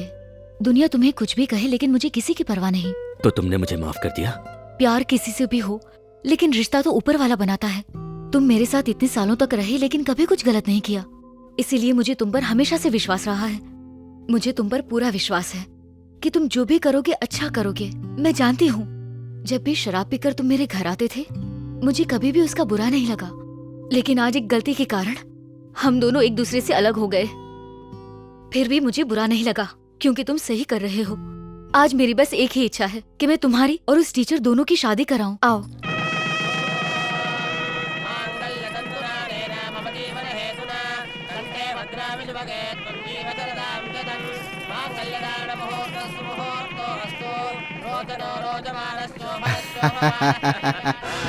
बाप जी, बाप जी मुझे माफ कर दीजिए, ये मैं अपनी मर्जी से नहीं कर रहा हूँ। नहीं बेटा, मुझे सब कुछ पता चल गया है, इसीलिए सुनते ही मैं तुम्हें आशीर्वाद देने चला आया। देखो कितना खुश हूँ मैं। तुम्हारी पसंद मुझे बहुत अच्छी लगी। दो ये लो, ये मेरी तरफ से तुम आशीर्वाद समझ सकते हो, पकड़ो। बाप जी, आओ बाप जी का आशीर्वाद लो। चलो पैर छुओ, पैर छुओ। आशीर्वाद के लिए मेरे भैया भी जिंदा हैं और चाचा जी भी, जिन्होंने हमें रहने के लिए घर दिया था। मैं इस गांव के हर इंसान के पैर छूंगी, लेकिन इनके पैर कभी भी नहीं छूंगी। क्या है, क्यों चिल्ला रहे हो? शादी से पहले ये तुम्हारी बहन थी, अब मेरी पत्नी है। मैं इसे मारूं या चिल्लाऊं, कुछ भी करूं। तू इसे मारेगा? हिम्मत है तो हाथ लगाकर दिखा। तुम तो चुप रहो। तुम्हारे कहने पर इसने कोर्ट में जाकर मुझ पर केस किया, जिसकी वजह से मुझे शादी करनी पड़ी। शादी से अच्छा तो मैं जेल में चला जाता। जेल जाने की क्या जरूरत है बेटा? शादी हो जाने के बाद पत्नी ही तुम्हारी पहली जिम्मेदारी है। अगर तुम्हारी पत्नी कभी तुमसे कहे आज के बाद तुम बाप जी से मिलने कभी नहीं जाओगे, तो सुनो, उसकी बात मत टालना। बाप जी, आप ऐसा क्यों कह रहे हैं? मैं हमेशा से आपके साथ था और मरते दम तक आपके साथ ही रहूंगा। मतलब तुम अपनी पत्नी से ज्यादा मुझे पसंद करते हो? हाँ बिल्कुल बाप जी। आज तुम्हें ये बताना ही होगा कि तुम मुझे कितना पसंद करते हो। अपनी जान से भी ज्यादा। तुम्हारी जिंदगी में मेरे लिए क्या अहमियत है ये बताओ। आप ही मेरे सब कुछ हैं। अगर मैं कहूँगा पत्नी को छोड़ दो तो छोड़ दोगे? आप आज्ञा दीजिए बाप जी। अगर ऐसी बात है तो चलो मेरे साथ।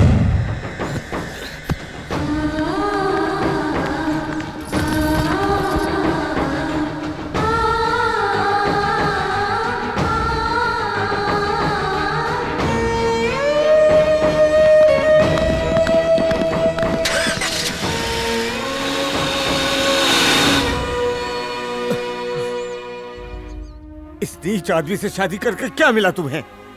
एक अंधे आदमी को भी केवल लाठी की जरूरत होती है बेटी, लेकिन ये तो अंधे से भी गया गुजरा है। मुझे तुम्हारी चिंता है केवल इसीलिए तुम्हें समझा रहा हूँ बेटी।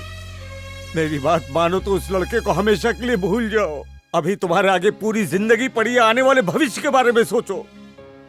इस नीच आदमी से शादी का फैसला तुमने किया था ना, अपनी बर्बादी का कारण तुम खुद ही हो। ऐसा नहीं है, मुझे तो गर्व है, लेकिन अगर इसकी शादी मेरे अलावा किसी और से हो जाती तो मुझे लोगों की बातें सुननी पड़ती और सब लोग गांव में यही बात बोलते कि वो देखो कैसी बेशर्म औरत जा रही है। वो मुझे गलत समझते, मेरा मजाक उड़ाते। रवि से शादी करके मैंने अपनी इज्जत बचाई है। अब मैं गर्व से जी सकती हूँ, सर उठा के जी सकती हूँ और कोई ये नहीं कहेगा कि मैं गलत हूँ। वो गुंडा है तो क्या हुआ, मुझे कोई फर्क नहीं पड़ता। टीचर हूँ, सुधारना जानती हूँ। एक औरत की यही इच्छा होती है कि उसका पति उससे प्यार करे, आंख बंद करके भरोसा करे। अगर मैं कोशिश करूँ तो रवि मुझसे जरूर प्यार करेगा, मुझे विश्वास है।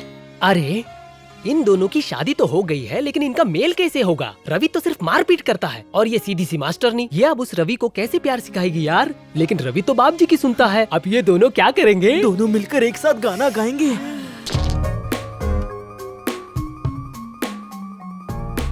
क्या पंडित, आज प्रसाद नहीं खिलाएगा क्या? नहीं मिलेगा। 100 रुपए के छुट्टे तो होंगे ना? ऐसे क्यों देख रहा है यार? बेशरम, पहले मेरे 100 रुपए तो दे। बहुत चालाक हो गए तुम। इस दुनिया में किसी पे भरोसा नहीं करना चाहिए। ये लो 100 रुपया। पहले बेवकूफ बन गया था, इस बार बेवकूफ नहीं बनूंगा। इस बार मैं ऐसे बनाऊंगा। ठीक है। अरे पंडित, मेरे 100 रुपए दे दो। अभी तो दिए। कितने दिए? 50-50 के नोट दिए। लेकिन मैंने तो तुम्हें 100 रुपए। तुमने वहाँ कितने रखे? 100 रुपए। हाँ, तो टोटल कितने हुए? 200 रुपए। और मुझे कितने दिए? 100 रुपए। तो बाकी के 100 रुपए? तुमने तो केवल मुझे 100 रुपए दिए ना। अरे पंडित, मैंने तुझे कितने पैसे दिए? 100 रुपए। तूने वहाँ कितने रखे? 100 रुपए। दोनों एक साथ मिलाकर कितने हुए? 200 रुपए हुए। और मुझे कितने दिए? 100 रुपए। तो बाकी के 100 रुपए कौन देगा? अरे तुमने तो 100 रुपए दिए ना। हमेशा कंफ्यूजन पैदा करते हो। बताओ कितने पैसे दिए? 100 रुपए। तुमने वहाँ कितने रखे? 100 रुपए। तो टोटल कितने हुए? 200 रुपए। और मुझे कितने दिए? 100 रुपए। तो बाकी के 100 रुपए किधर है? लेकिन तुमने तो 100 दिए ना। तुम्हें टोटल कितने देने चाहिए थे? 100 रुपए। यही तो मेरा 100 रुपया है। निकाल यहाँ से। हमेशा मुझे लुटता रहता है, देख लूंगा तुझे। हाथ में 100 रुपए, यहाँ पर 100 रुपए, दोनों मिलकर 200 रुपए। मुझे दिए 100 रुपए, तो बाकी के 100 कहाँ गए? भूल जाओ उसे। तू केवल मंत्रों को गिन, पैसों का नहीं। कल सुबह 10 बजे पार्टी ऑफिस से मुख्यमंत्री अपने बाकी के एमएलए के साथ मीटिंग के लिए निकलेंगे। मुख्यमंत्री और एमएलए सिग्नल से होते हुए स्वर्गीय के पुतले पर जाएंगे। वहां से ठीक 11:15 बजे वो मंत्री पद की शपथ के लिए मंत्रालय जाएंगे। बाकी का काम तुम्हें नेताजी समझाएंगे। मुख्यमंत्री के मेन गेट पर ही कार्यकर्ता और सिक्योरिटी गार्ड तैनात रहेंगे। तुम्हें बहुत ही सावधानी से काम लेना पड़ेगा। अगर तुम्हें गेट के अंदर जाना है तो उसके लिए वीआईपी पास की जरूरत पड़ेगी।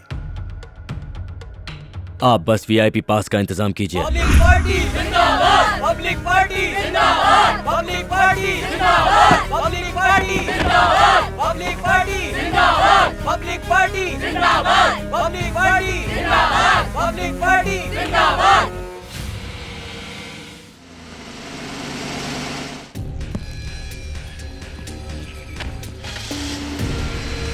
पास प्लीज।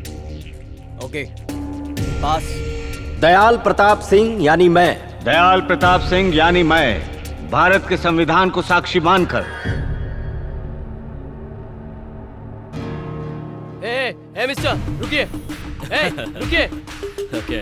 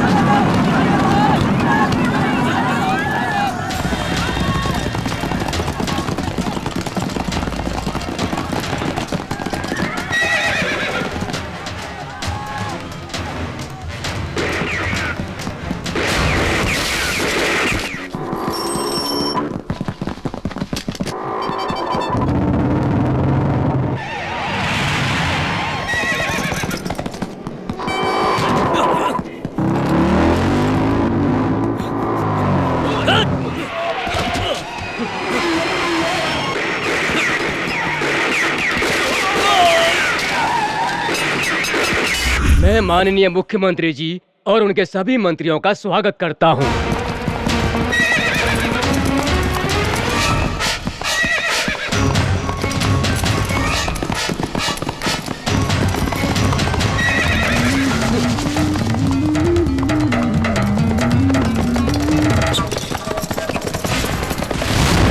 मैं इस देश के संविधान के प्रति सच्ची निष्ठा रखते हुए राज्यों के विकास के लिए कार्य करूंगा।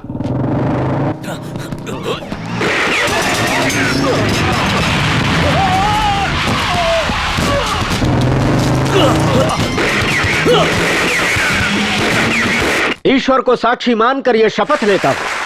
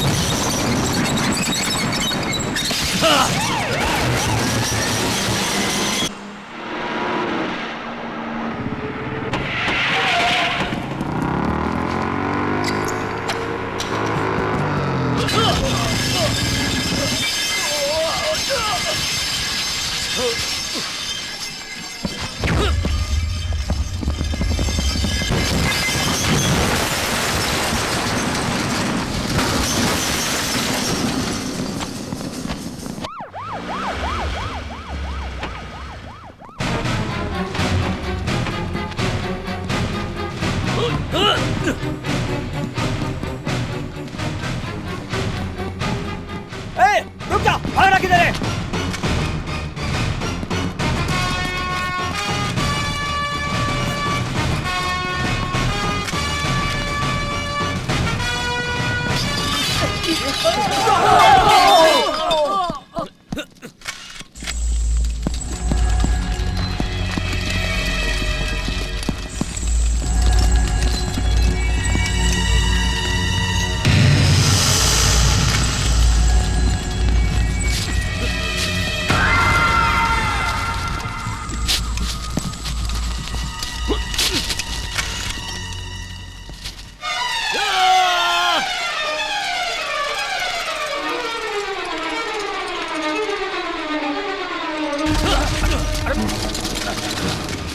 क्या कर रहे हो तुम?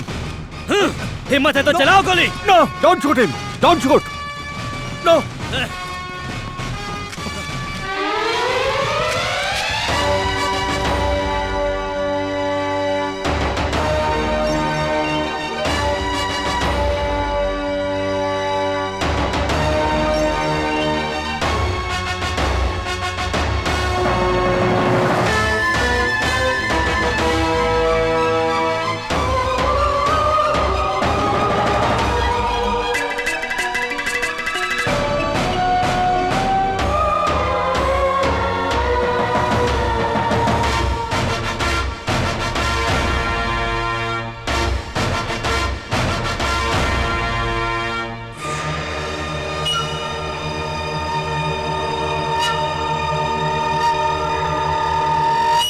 मैं आपका नेता बाबूराव महेश्वर उर्फ बाबजी प्रदेश के मुख्यमंत्री के रूप में सच्ची निष्ठा और ईमानदारी से प्रदेश की सेवा करूंगा। मैं जो कुछ भी करूंगा अपने हित के लिए नहीं करूंगा, बल्कि इस प्रदेश और प्रदेश की जनता के लिए करूंगा। आप लोगों की भलाई के लिए पूरी ईमानदारी से काम करूंगा। मेरा सपना पूरा हो गया, पूरा हो गया। बचपन से मैंने सिर्फ एक ही सपना देखा था कि मैं मुख्यमंत्री बनूं। आज पूरा हो गया। राज्यपाल से हाथ मिलाया? हाथ ही नहीं मिलाया, बल्कि फोटो भी खिंचवाई। शपथ पत्र पर साइन किए, ये भी जरूरी होता है, नहीं तो सपने में भी सब लोग आपकी इज्जत का कचरा बना देंगे। शपथ पत्र पर इतना बड़ा साइन करके आया हूँ कि वो कभी मिटा ही नहीं पाएंगे। आपके मंत्रालय में कितने नए और कितने पुराने चेहरे दिखे? पुराने चेहरे? छी, पुराने चेहरों को तो मैं अपने मंत्रिमंडल में देखना भी नहीं चाहता। सभी के सभी नए चेहरे होंगे। जितने भी मंत्री होंगे सब मेरे ही आदमी होंगे। पुराने मुख्यमंत्री के साथ सबको निकाल दूंगा, तभी मैं चैन की नींद सोऊंगा। मेरी पार्टी के मंत्रिमंडल में सिर्फ मेरी ही जाति के लोग और मेरे ही रिश्तेदार होंगे। और हमारा क्या होगा? तुम्हारा मतलब? मंत्री के लिए। तुम तो अपने हो, तुम क्यों चिंता कर रहे हो? जाओ मजे लो। और हमारा? तुम्हें क्या चाहिए?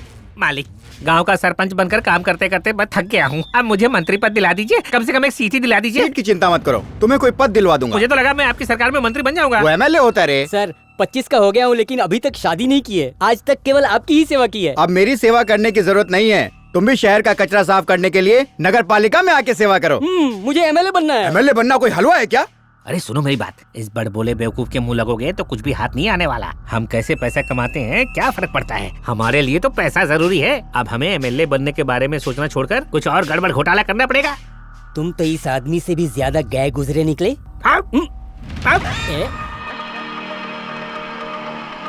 चुप। नमस्कार। आज की सबसे बड़ी खबर ये है कि मुख्यमंत्री का अपहरण हो गया है। अब क्या होगा? ये अपहरण आज सवेरे ही हुआ अरे रे रे रे रे।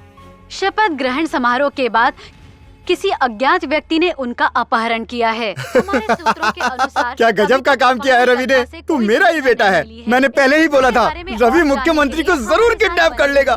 भगवान ने रवि को दुनिया में मेरे लिए ही भेजा है। अब मुझे मुख्यमंत्री बनने से कोई नहीं रोक सकता। कि ये जरूर किसी की सोची समझी चाल है। ये क्या अनाप शनाप कुछ भी बोले जा रही है? मैं हूँ उसका दुश्मन।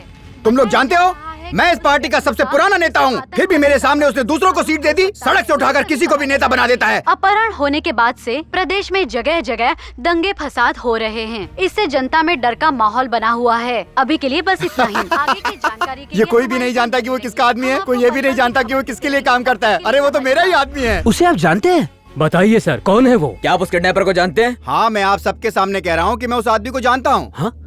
अब ये नहीं पूछोगे कि कैसे जानता हूँ। मैं उसे वैसे ही जानता हूँ जैसे कि दो पड़ोसी एक दूसरे को जानते हैं। ठीक उसी प्रकार जैसे एक आम आदमी अपने विधायक के बारे में जानता है।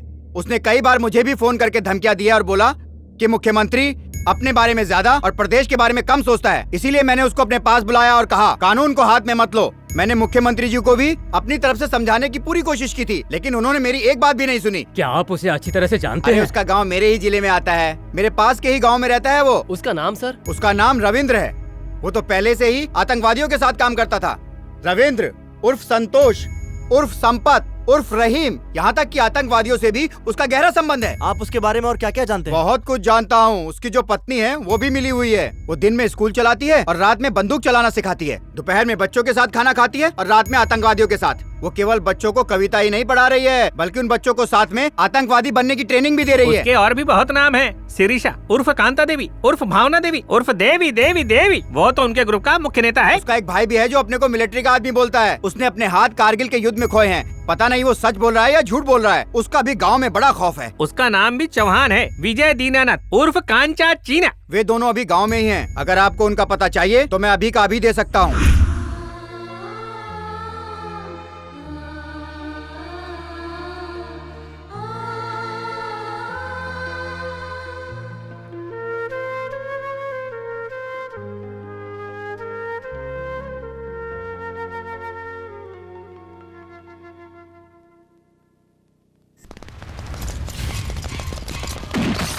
कम ऑन, हिलना मत, हाथ ऊपर। तुम्हें गिरफ्तार करने का ऑर्डर है। लेकिन क्यों? तुम्हें सच में नहीं पता तुमने क्या किया है? गलत काम करना तो दूर, मैंने कभी सोचा भी नहीं। ऐसा क्या सबूत है तुम्हारे पास कि मैंने कोई गुनाह किया है? मेरी गिरफ्तारी से पहले कोई एफआईआर दर्ज की होगी नहीं तो कोई चार्जशीट दाखिल की होगी मेरे खिलाफ। FIR तो उन लोगों के लिए बनाई जाती है जिसने चोरी की है या डाका डाला है, लेकिन तुमने जो गुनाह किया है उसके लिए FIR और चार्जशीट की कोई जरूरत नहीं है। हमने ऐसा कौन सा जुर्म किया है? क्या हमने कोई बहुत बड़ा घोटाला कर दिया है, या हमने किसी का खून कर दिया है, या फिर किसी बैंक या लोगों का पैसा लेकर भाग गए हैं?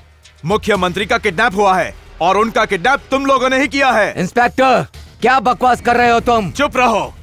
इतना बताओ कि मुख्यमंत्री को कहाँ रखा है? हम मुख्यमंत्री को किडनैप क्यों करेंगे? आपके पास इस बात का सबूत है? उनका किडनैप रवि यानी तुम्हारे पति ने किया है। तुम्हारा पति रवि आतंकवादी गिरोह से मिला हुआ है। तुम दोनों भी उसी के लिए काम करते हो और इस किडनैपिंग में उसका साथ दिया है। नहीं, उस किडनैपिंग से हमारा कोई ताल्लुक नहीं। तुम्हें भी उसके बारे में कुछ पता नहीं है क्या? ये तो पता ही होगा कि रवि ने किडनैप किया है। वो क्या काम करता है वो तो पता ही होगा ना। मैं अच्छी तरह जानता हूँ तुम जैसों से कैसे निपटना है। तुम्हें ये बताने में शर्म आ रही है कि तुम्हारा पति एक गुंडा है, लेकिन जाकर मेरी पत्नी से मेरे बारे में पूछो तो वो शान से बोलेगी कि मेरा पति एक पुलिस वाला है। तुम्हारे पूरे गांव को पता है कि तुम्हारा पति रवि एक गुंडा मवाली है, छोटी छोटी बात पर मारपीट करता है। फिर ये बात तुम्हें कैसे नहीं पता कि तुम्हारा पति क्या करता है? ये तो पता ही होगा कि उसका कितनी औरतों के साथ चक्कर है। क्या उसने अपनी इन हरकतों के बारे में तुम्हें कुछ नहीं बताया? या फिर अब भी यही कहोगी कि तुम्हें इसके बारे में कुछ नहीं पता? नहीं पता। तुम्हें जो पूछना है मुझसे पूछो। अगर इतनी दया आ रही है तो सब कुछ सच सच क्यों नहीं बता देते? आज मुख्यमंत्री जी का किडनैप हुआ तो सिर्फ तुम्हारी वजह से। अगर तुमने उस रवि का साथ नहीं दिया होता तो हमारे मुख्यमंत्री जी का कभी भी किडनैप नहीं हुआ होता। अब देख मैं कैसे अपने तरीके से इससे सच उगलवाता हूँ। चल बता, तेरा पति कहाँ छुपा है? नहीं जानती। नहीं जानती? इंस्पेक्टर, तू ये गलत कर रहा है। शर्म नहीं आती तुझे एक औरत पर हाथ उठाते हुए? तेरी माँ को शर्म आ रही होगी कि तुझ जैसे बेटे को उसने जन्म दिया। इस गलती के लिए तुझे भगवान माफ नहीं करेगा। तो इंसान नहीं, दरिंदा है।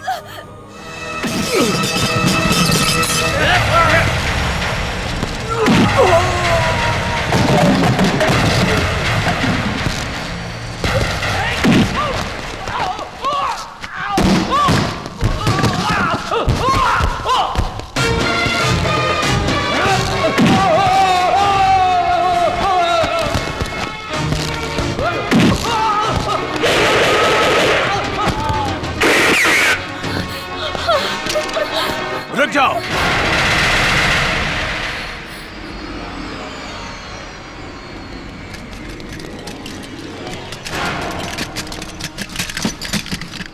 हथकड़ी लगाओ इसे।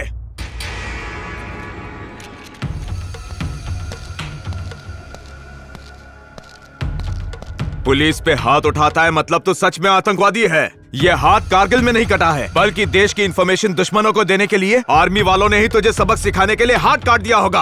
आवाज नीचे। तेरे जैसे लोगों को मैं ही सबक सिखाऊंगा। ये ले।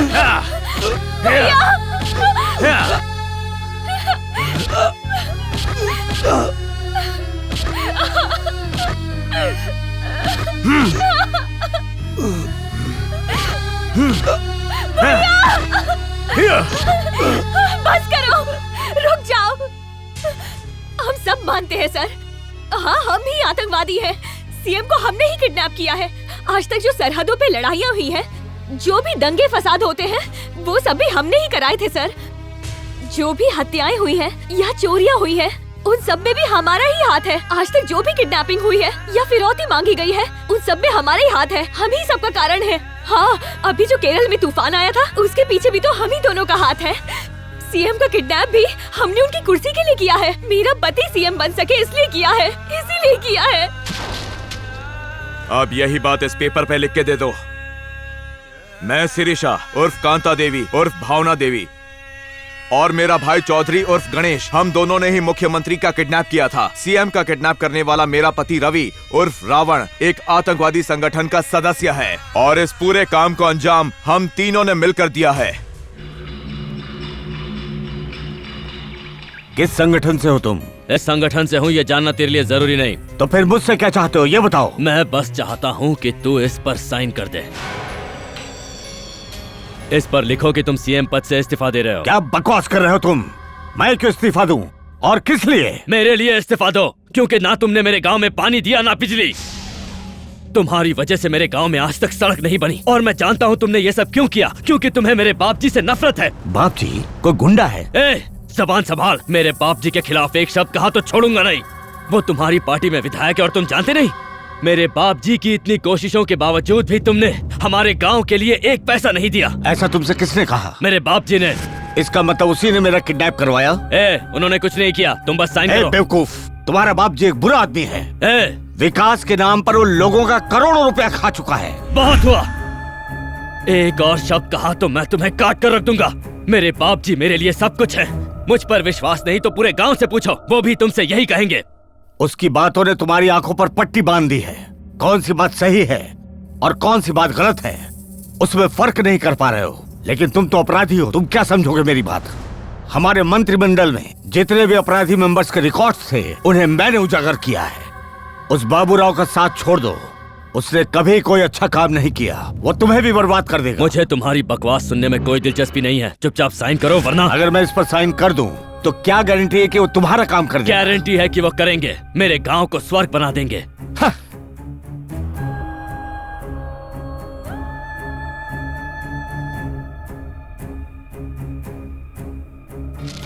साइन किया है कि नहीं? मेरा काम तो हो गया, तू निकल चल। इसने साइन कर दिया है भाई। क्यों बे, क्या बोला था? इस पार्टी को हमारी जरूरत नहीं है। हमें इस पार्टी में आने के लिए तूने मना किया था ना बुड्ढे। आज से ये पार्टी भी हमारी है और सरकार भी हमारी। पार्टी में नहीं हो लेकिन तुम्हारी फोटो जरूर लगेगी और फोटो के लिए तुम्हें ऊपर पहुंचाना बहुत जरूरी है। अरे ये तुम क्या कर रहे हो? इन्होंने साइन कर दिया है। साइन करने के बाद इस दुनिया में उसका कोई काम नहीं है। बाप जी ने सिर्फ इनका इस्तीफा मांगा था, इनकी जान नहीं। केवल इसके इस्तीफे से बाप जी सीएम नहीं बनेंगे, उसके लिए इसको मरना पड़ेगा। इसको मारने का ऑर्डर बाप जी ने दिया है। बाप जी ने कहा? हाँ तेरे बाप जी ने, हमने नहीं। ये प्लान उन्हीं का था। ये पढ़।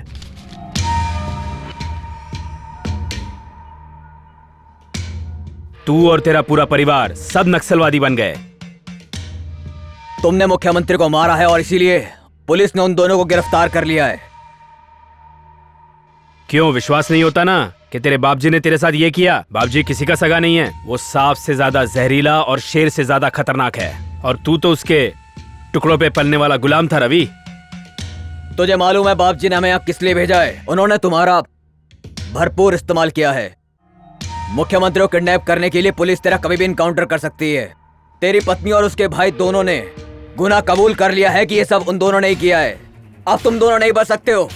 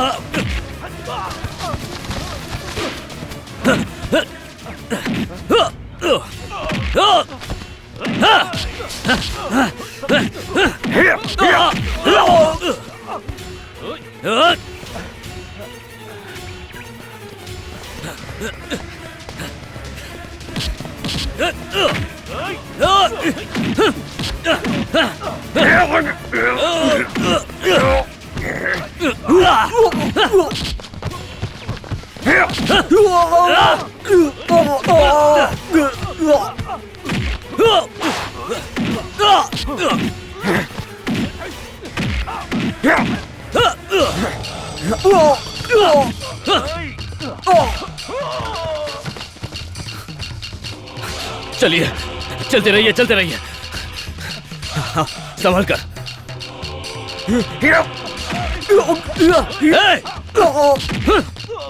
छोड़।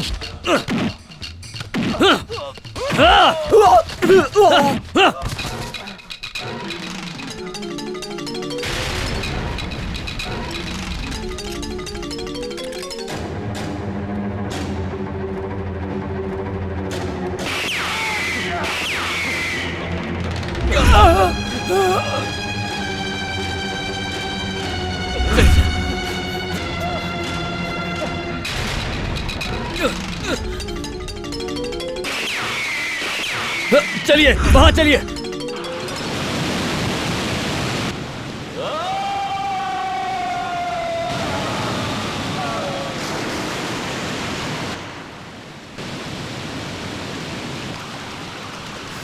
आप ठीक हैं?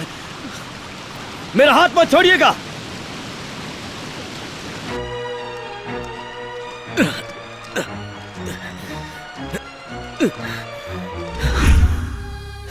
उठिए, आंखें खोलिए। सुनिए मंत्री जी, मुझसे गलती हो गई। मैं आपको गलत समझ बैठा। मैंने बाप जी पर विश्वास किया और उसने मेरे साथ विश्वासघात किया। वो इतना बड़ा राक्षस है, मैं नहीं जानता था। वो मेरे साथ ऐसा करेगा मैं सोच नहीं सकता था। इतने सालों तक मैं उसका सारा गलत काम करता रहा, लेकिन आज मुझे समझ आया मेरा बाप जी वैसा नहीं है जैसा मैंने सोचा था। मंत्री जी, नहीं, आपको कुछ नहीं होगा। मैं हूं ना यहाँ आपके साथ। ये जो कुछ भी हुआ है मेरी वजह से हुआ है और इस गलती को भी मैं ही सुधारूंगा। हमारे लोगों को आपकी जरूरत है मंत्री जी। आपको उनके लिए जीना ही होगा। आपको कुछ नहीं हो सकता, कुछ नहीं होगा आपको। मैं आपको बचाऊंगा। अभी अभी खबर मिली है कि अपहरणकर्ता रवि ने मुख्यमंत्री की गोली मारकर हत्या कर दी है। 2 सामाजिक कार्यकर्ता रवि से बात करने के लिए उनके पास भी गए थे, लेकिन उनकी बात सुने बिना मुख्यमंत्री की लाश को लेकर वो फरार हो गया। अभी तक ये साफ नहीं हो पाया है कि उसने आखिर मुख्यमंत्री की हत्या क्यों की। ये सब झूठ है।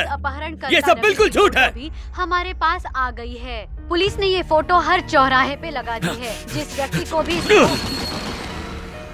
तुम वो आतंकवादी हो ना? मैं आतंकवादी नहीं हूँ डॉक्टर, मुझे आपकी मदद चाहिए। मुख्यमंत्री जिंदा है। क्या? मैं सच कह रहा हूँ सर, उन्हें गोली लगी है, उनकी जान खतरे में है। मेरे साथ चलिए, अगर आप मेरे साथ चलेंगे तो वो बच जाएंगे। प्लीज डॉक्टर चलिए।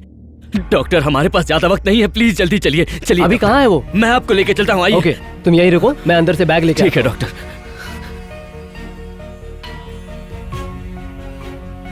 शुक्रिया डॉक्टर, लाइए मैं पकड़ता हूँ। रुक जाओ। कम ऑन, पकड़ो इसे। धोखेबाज! सच्ची ऐसा हुआ क्या? क्या मेरे क्यूट से चेहरे पे आपको सच्चाई नहीं दिखती? मुख्यमंत्री अभी तक जिंदा है।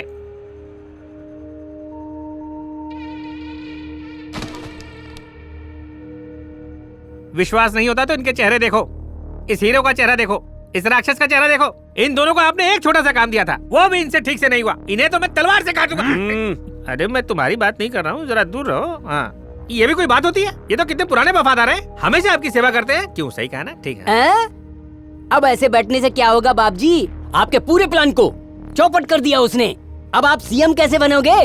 नए आदमियों को लूंगा, अपने लोगों को लूंगा, ये करूंगा, वो करूंगा। वो रवि तो सीएम को लेके भाग गया। सीएम बनने के सपने देख रहे थे ना, अब वो शातिर सीएम तुम्हें निचोड़कर आपके हाथ काट कर वहाँ लटका देगा। अगर अभी भी सीएम बनने का सोच रहे हैं तो अपने इस हसीन सपने को भूल जाइए। अब तो आप प्रायश्चित की अग्नि में जलकर और ज्यादा काले हो जाएंगे। अगर सीएम ने अपना मुंह खोला तो सबसे पहले आपका ही नाम लेगा, हम लोगों का नहीं। और फिर उस रवि की जगह आपको फांसी के फंदे में लटका देंगे। अभी कहाँ मिलेगा वो? ये तो उस रवि को ही मालूम है।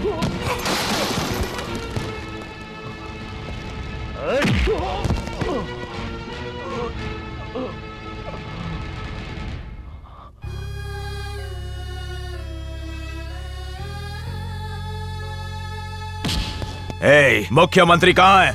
चल बता। देखिए, मैं आतंकवादी नहीं हूँ, मैंने मुख्यमंत्री को नहीं मारा। तो फिर मुख्यमंत्री का किडनैप क्यों किया? मैंने उन्हें किडनैप किया था, लेकिन मैंने मारा नहीं। मुझसे झूठ बोलेगा? चल बता।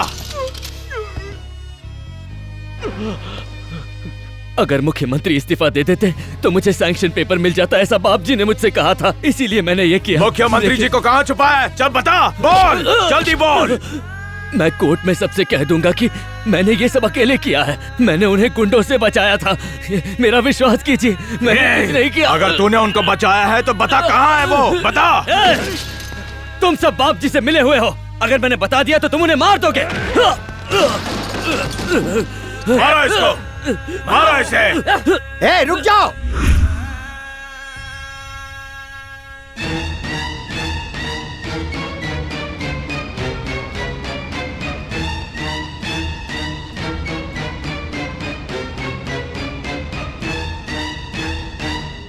Good morning sir.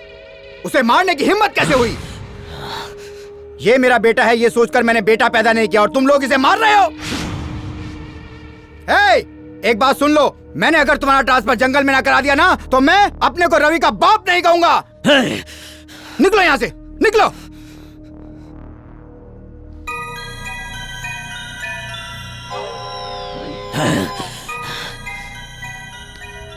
तुम्हें परेशान होने की जरूरत नहीं है, मैं तुम्हारे लिए तो आया हूँ। मैं मीडिया में जाकर बोल दूंगा तुमने कुछ भी नहीं किया, तुम बिल्कुल बेकसूर हो। हाँ, अरे रे रे रे, इन लोगों ने मेरे बेटे को मार के क्या हाल बना दिया। इनकी तुम्हें मुख्यमंत्री को कहाँ छिपाया है? बताओ ना बेटा, कहाँ छिपाया है उसे?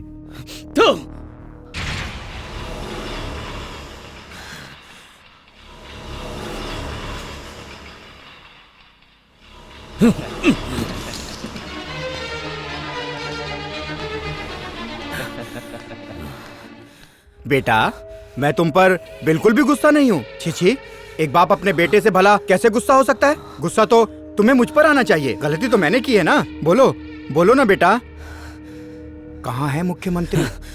अगर मैंने तुझे बता दिया तो तू उन्हें मार देगा, है ना? बिल्कुल सही कहा तुमने। मेरे मरने के बाद सब तेरा ही तो है। मेरे रिटायरमेंट के बाद तू ही अगला मुख्यमंत्री बनेगा। मुझे अपना बेटा कहता है? तेरे जैसे गिरे हुए आदमी का बेटा बनने से तो अच्छा है कि मैं अनाथ ही रहूं। तूने हमेशा मेरा इस्तेमाल किया है और आज भी यही करने आया है। तू तो इंसान के भेष में राक्षस है। मैंने आंख बंद करके तुझ पर भरोसा किया और तूने उस मुख्यमंत्री को मारकर अपने इस बेटे को आतंकवादी घोषित करने का प्लान बनाया। मैंने सोचा तुम गांव का भला करोगे, लेकिन तुम तो धोखेबाज निकले। गांव की गली गली में घूमकर गलत तरीके से वोट इकट्ठा करके मैंने तुम्हें हर बार इलेक्शन जितवाया, लेकिन तूने उस कुर्सी पर बैठकर भला करना तो दूर, न जाने कितने लोगों के परिवार उजाड़ दिए। मैंने तुझे हमेशा अपनी माँ से, अपने बाप से, भगवान से बढ़कर समझा, लेकिन तू इन रिश्तों के लायक ही नहीं। हम जैसे गरीबों का फायदा उठाने वाले तुम जैसे गद्दारों को मैं नहीं छोड़ूंगा, मार डालूंगा। तुम जैसे मंत्रियों की वजह से हमारा देश आगे नहीं बढ़ पा रहा है। मंत्री जी जिंदाबाद, मंत्री जी जिंदाबाद। 2 मिनट लगेंगे तेरा सर धड़ से अलग करने के लिए। इस देश को बचाने के लिए तुझे मरना होगा। हमें इस गंदगी को हटाना होगा। मेरा भारत महान बस कहने से नहीं होगा, तो जैसे देशद्रोहियों को मारने से होगा।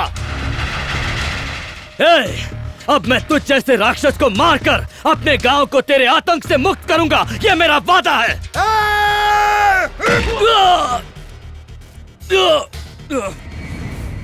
पूरी जिंदगी तू मेरे ही टुकड़ों पर पलता रहा और आज तू मुझे ही धमकी दे रहा है। नहीं छोड़ूंगा तुझे, जान से मार दूंगा। जल्दी बता, कहाँ है मुख्यमंत्री? मैं तुझे बता दूंगा मुख्यमंत्री कहाँ है। तूने सोच भी कैसे लिया? जब तक मुझ में जान है, जब तक मेरी सांसें चल रही हैं, मैं उन्हें बचाऊंगा। अगर तुझ में दम है तो मुझे रोक के दिखा।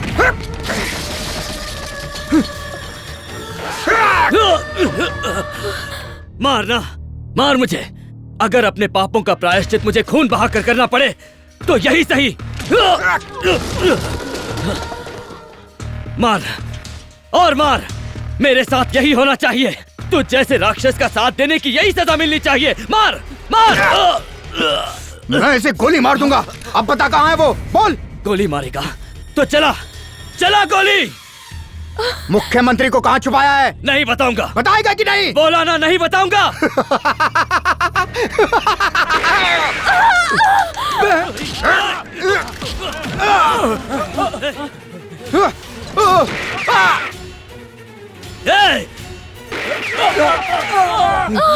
बहन,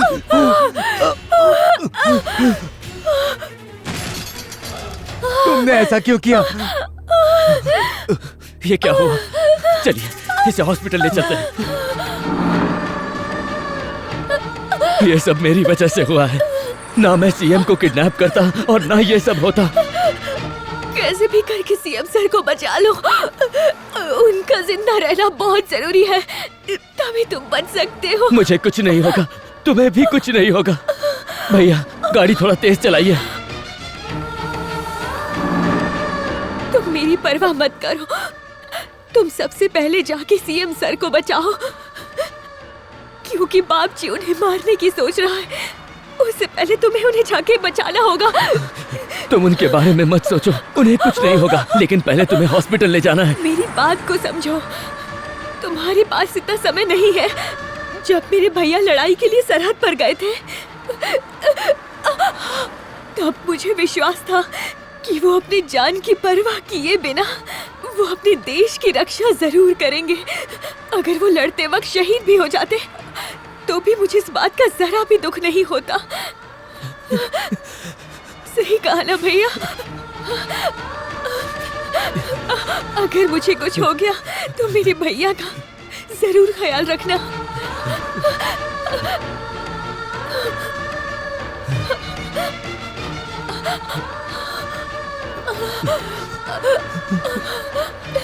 मेरे भैया एक सच्चे देशभक्त हैं। मुझे परवाह नहीं कि वो मेरा कितना ख्याल रखते हैं, लेकिन जब वो देश के लिए लड़ते हैं तो मुझे ज्यादा खुशी होती है। मैंने इनका कभी ख्याल नहीं रखा, लेकिन अब तुम इनका ध्यान रखना। मेरे सिवा मेरे भैया का कोई भी नहीं है। वादा करो तुम इनका ध्यान रखोगे। टीचर मैडम, तुम मुझे मेरे नाम से नहीं बुला सकते हो क्या? तुमने अब तक मुझे अपनी पत्नी नहीं माना। मैंने तुमसे जबरदस्ती शादी की, इसलिए तुम मुझसे गुस्सा हो ना? नहीं सिरिसा, ऐसा नहीं है। मैं तुमसे इस गांव में मैं एक सैनिक की बहन बन के आई थी, लेकिन अब लोग मुझे तुम्हारी पत्नी के रूप में जानते हैं। गांव का विकास करोगे ना? मैं ये करूंगा। मैं तुमसे वादा करता हूँ, तुम्हें कुछ नहीं होगा, कुछ नहीं होगा।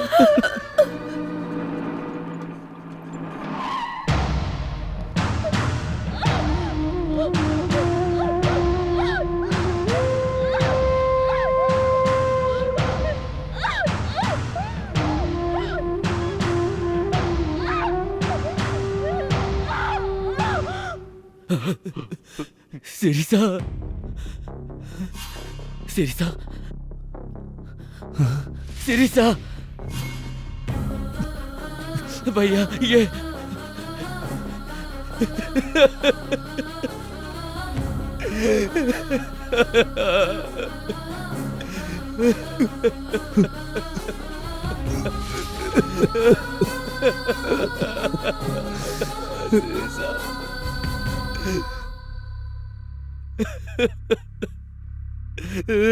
ए मिस्टर, सीएम को कहाँ छुपाया है?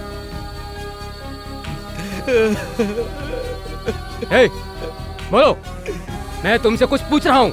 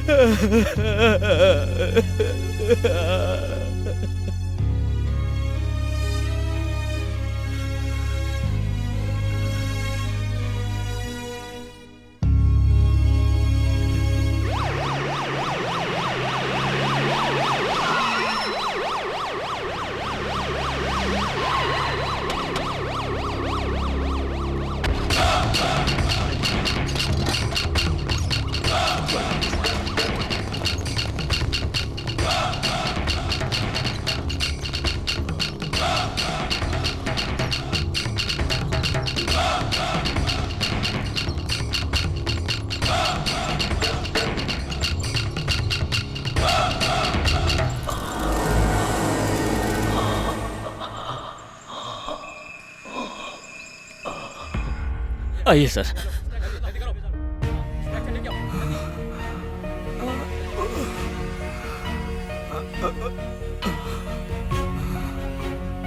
भाई जल्दी से ऑक्सीजन दो इन्हें।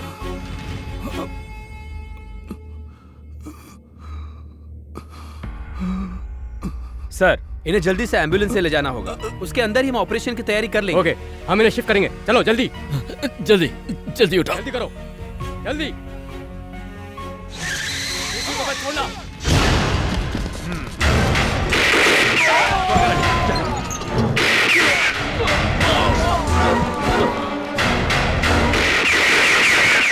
उन्हें लेकर जाओ।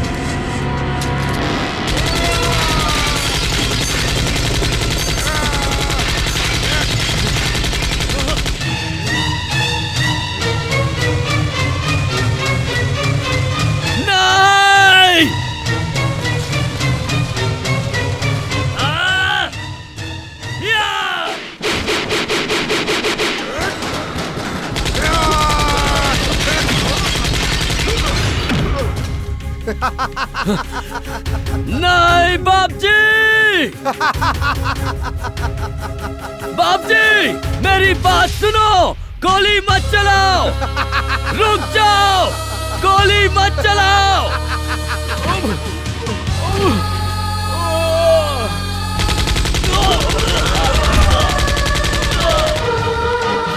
डॉक्टर, आप मेरी चिंता मत कीजिए, सीएम को बचाने की कोशिश कीजिए।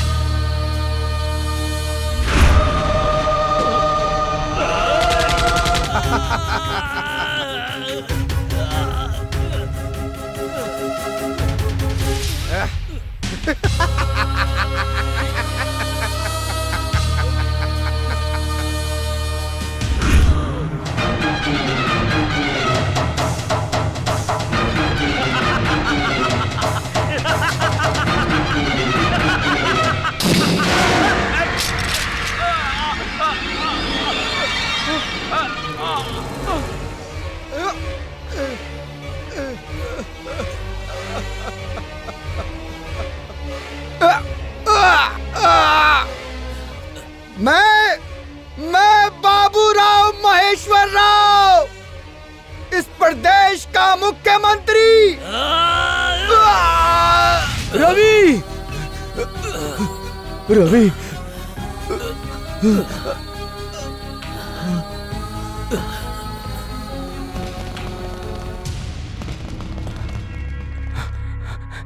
रवि सर, मुख्यमंत्री को बचा लीजिए, उनका बचना बहुत बहुत जरूरी है।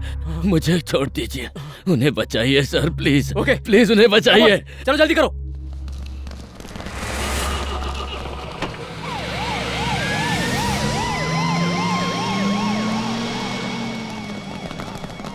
भैया, मुख्यमंत्री बच जाएंगे ना?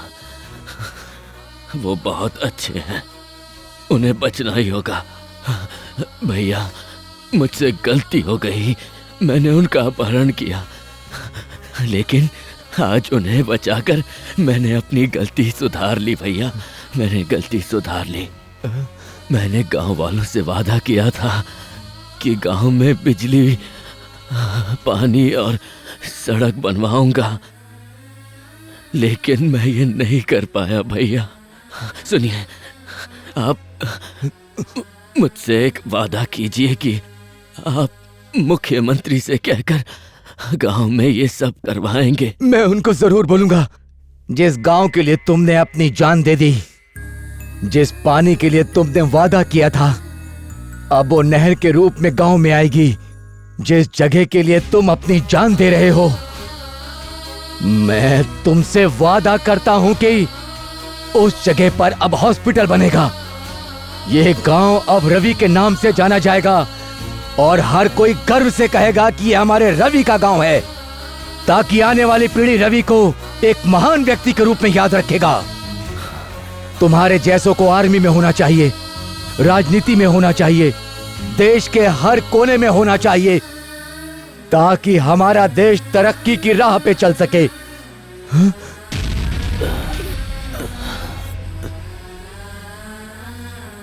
रवि, रवि, इस देश के वीर सैनिकों की तरह जो बॉर्डर पर अपने देश की रक्षा के लिए अपनी जान देते हैं, ठीक उसी तरह रवि ने भी अपने गांव के लिए अपना बलिदान दे दिया। मुख्यमंत्री ने जातिवाद खत्म कर सच्चे उम्मीदवारों को मंत्री पद के लिए चुना और उन्हें हिदायत दी कि वो जनता के बीच जाएं, उनकी समस्याओं को सुने और उन्हें दूर करें, ताकि वो भी रवि की तरह देश की तरक्की के बारे में सोचें और उसे दूर करें। किसी पार्टी का झंडा केवल पार्टी के लिए होता है। अगर देश की तरक्की चाहते हैं तो सभी लोगों को एक साथ मिलकर काम करना होगा, तभी इस देश की तरक्की होगी और देश का विकास होगा।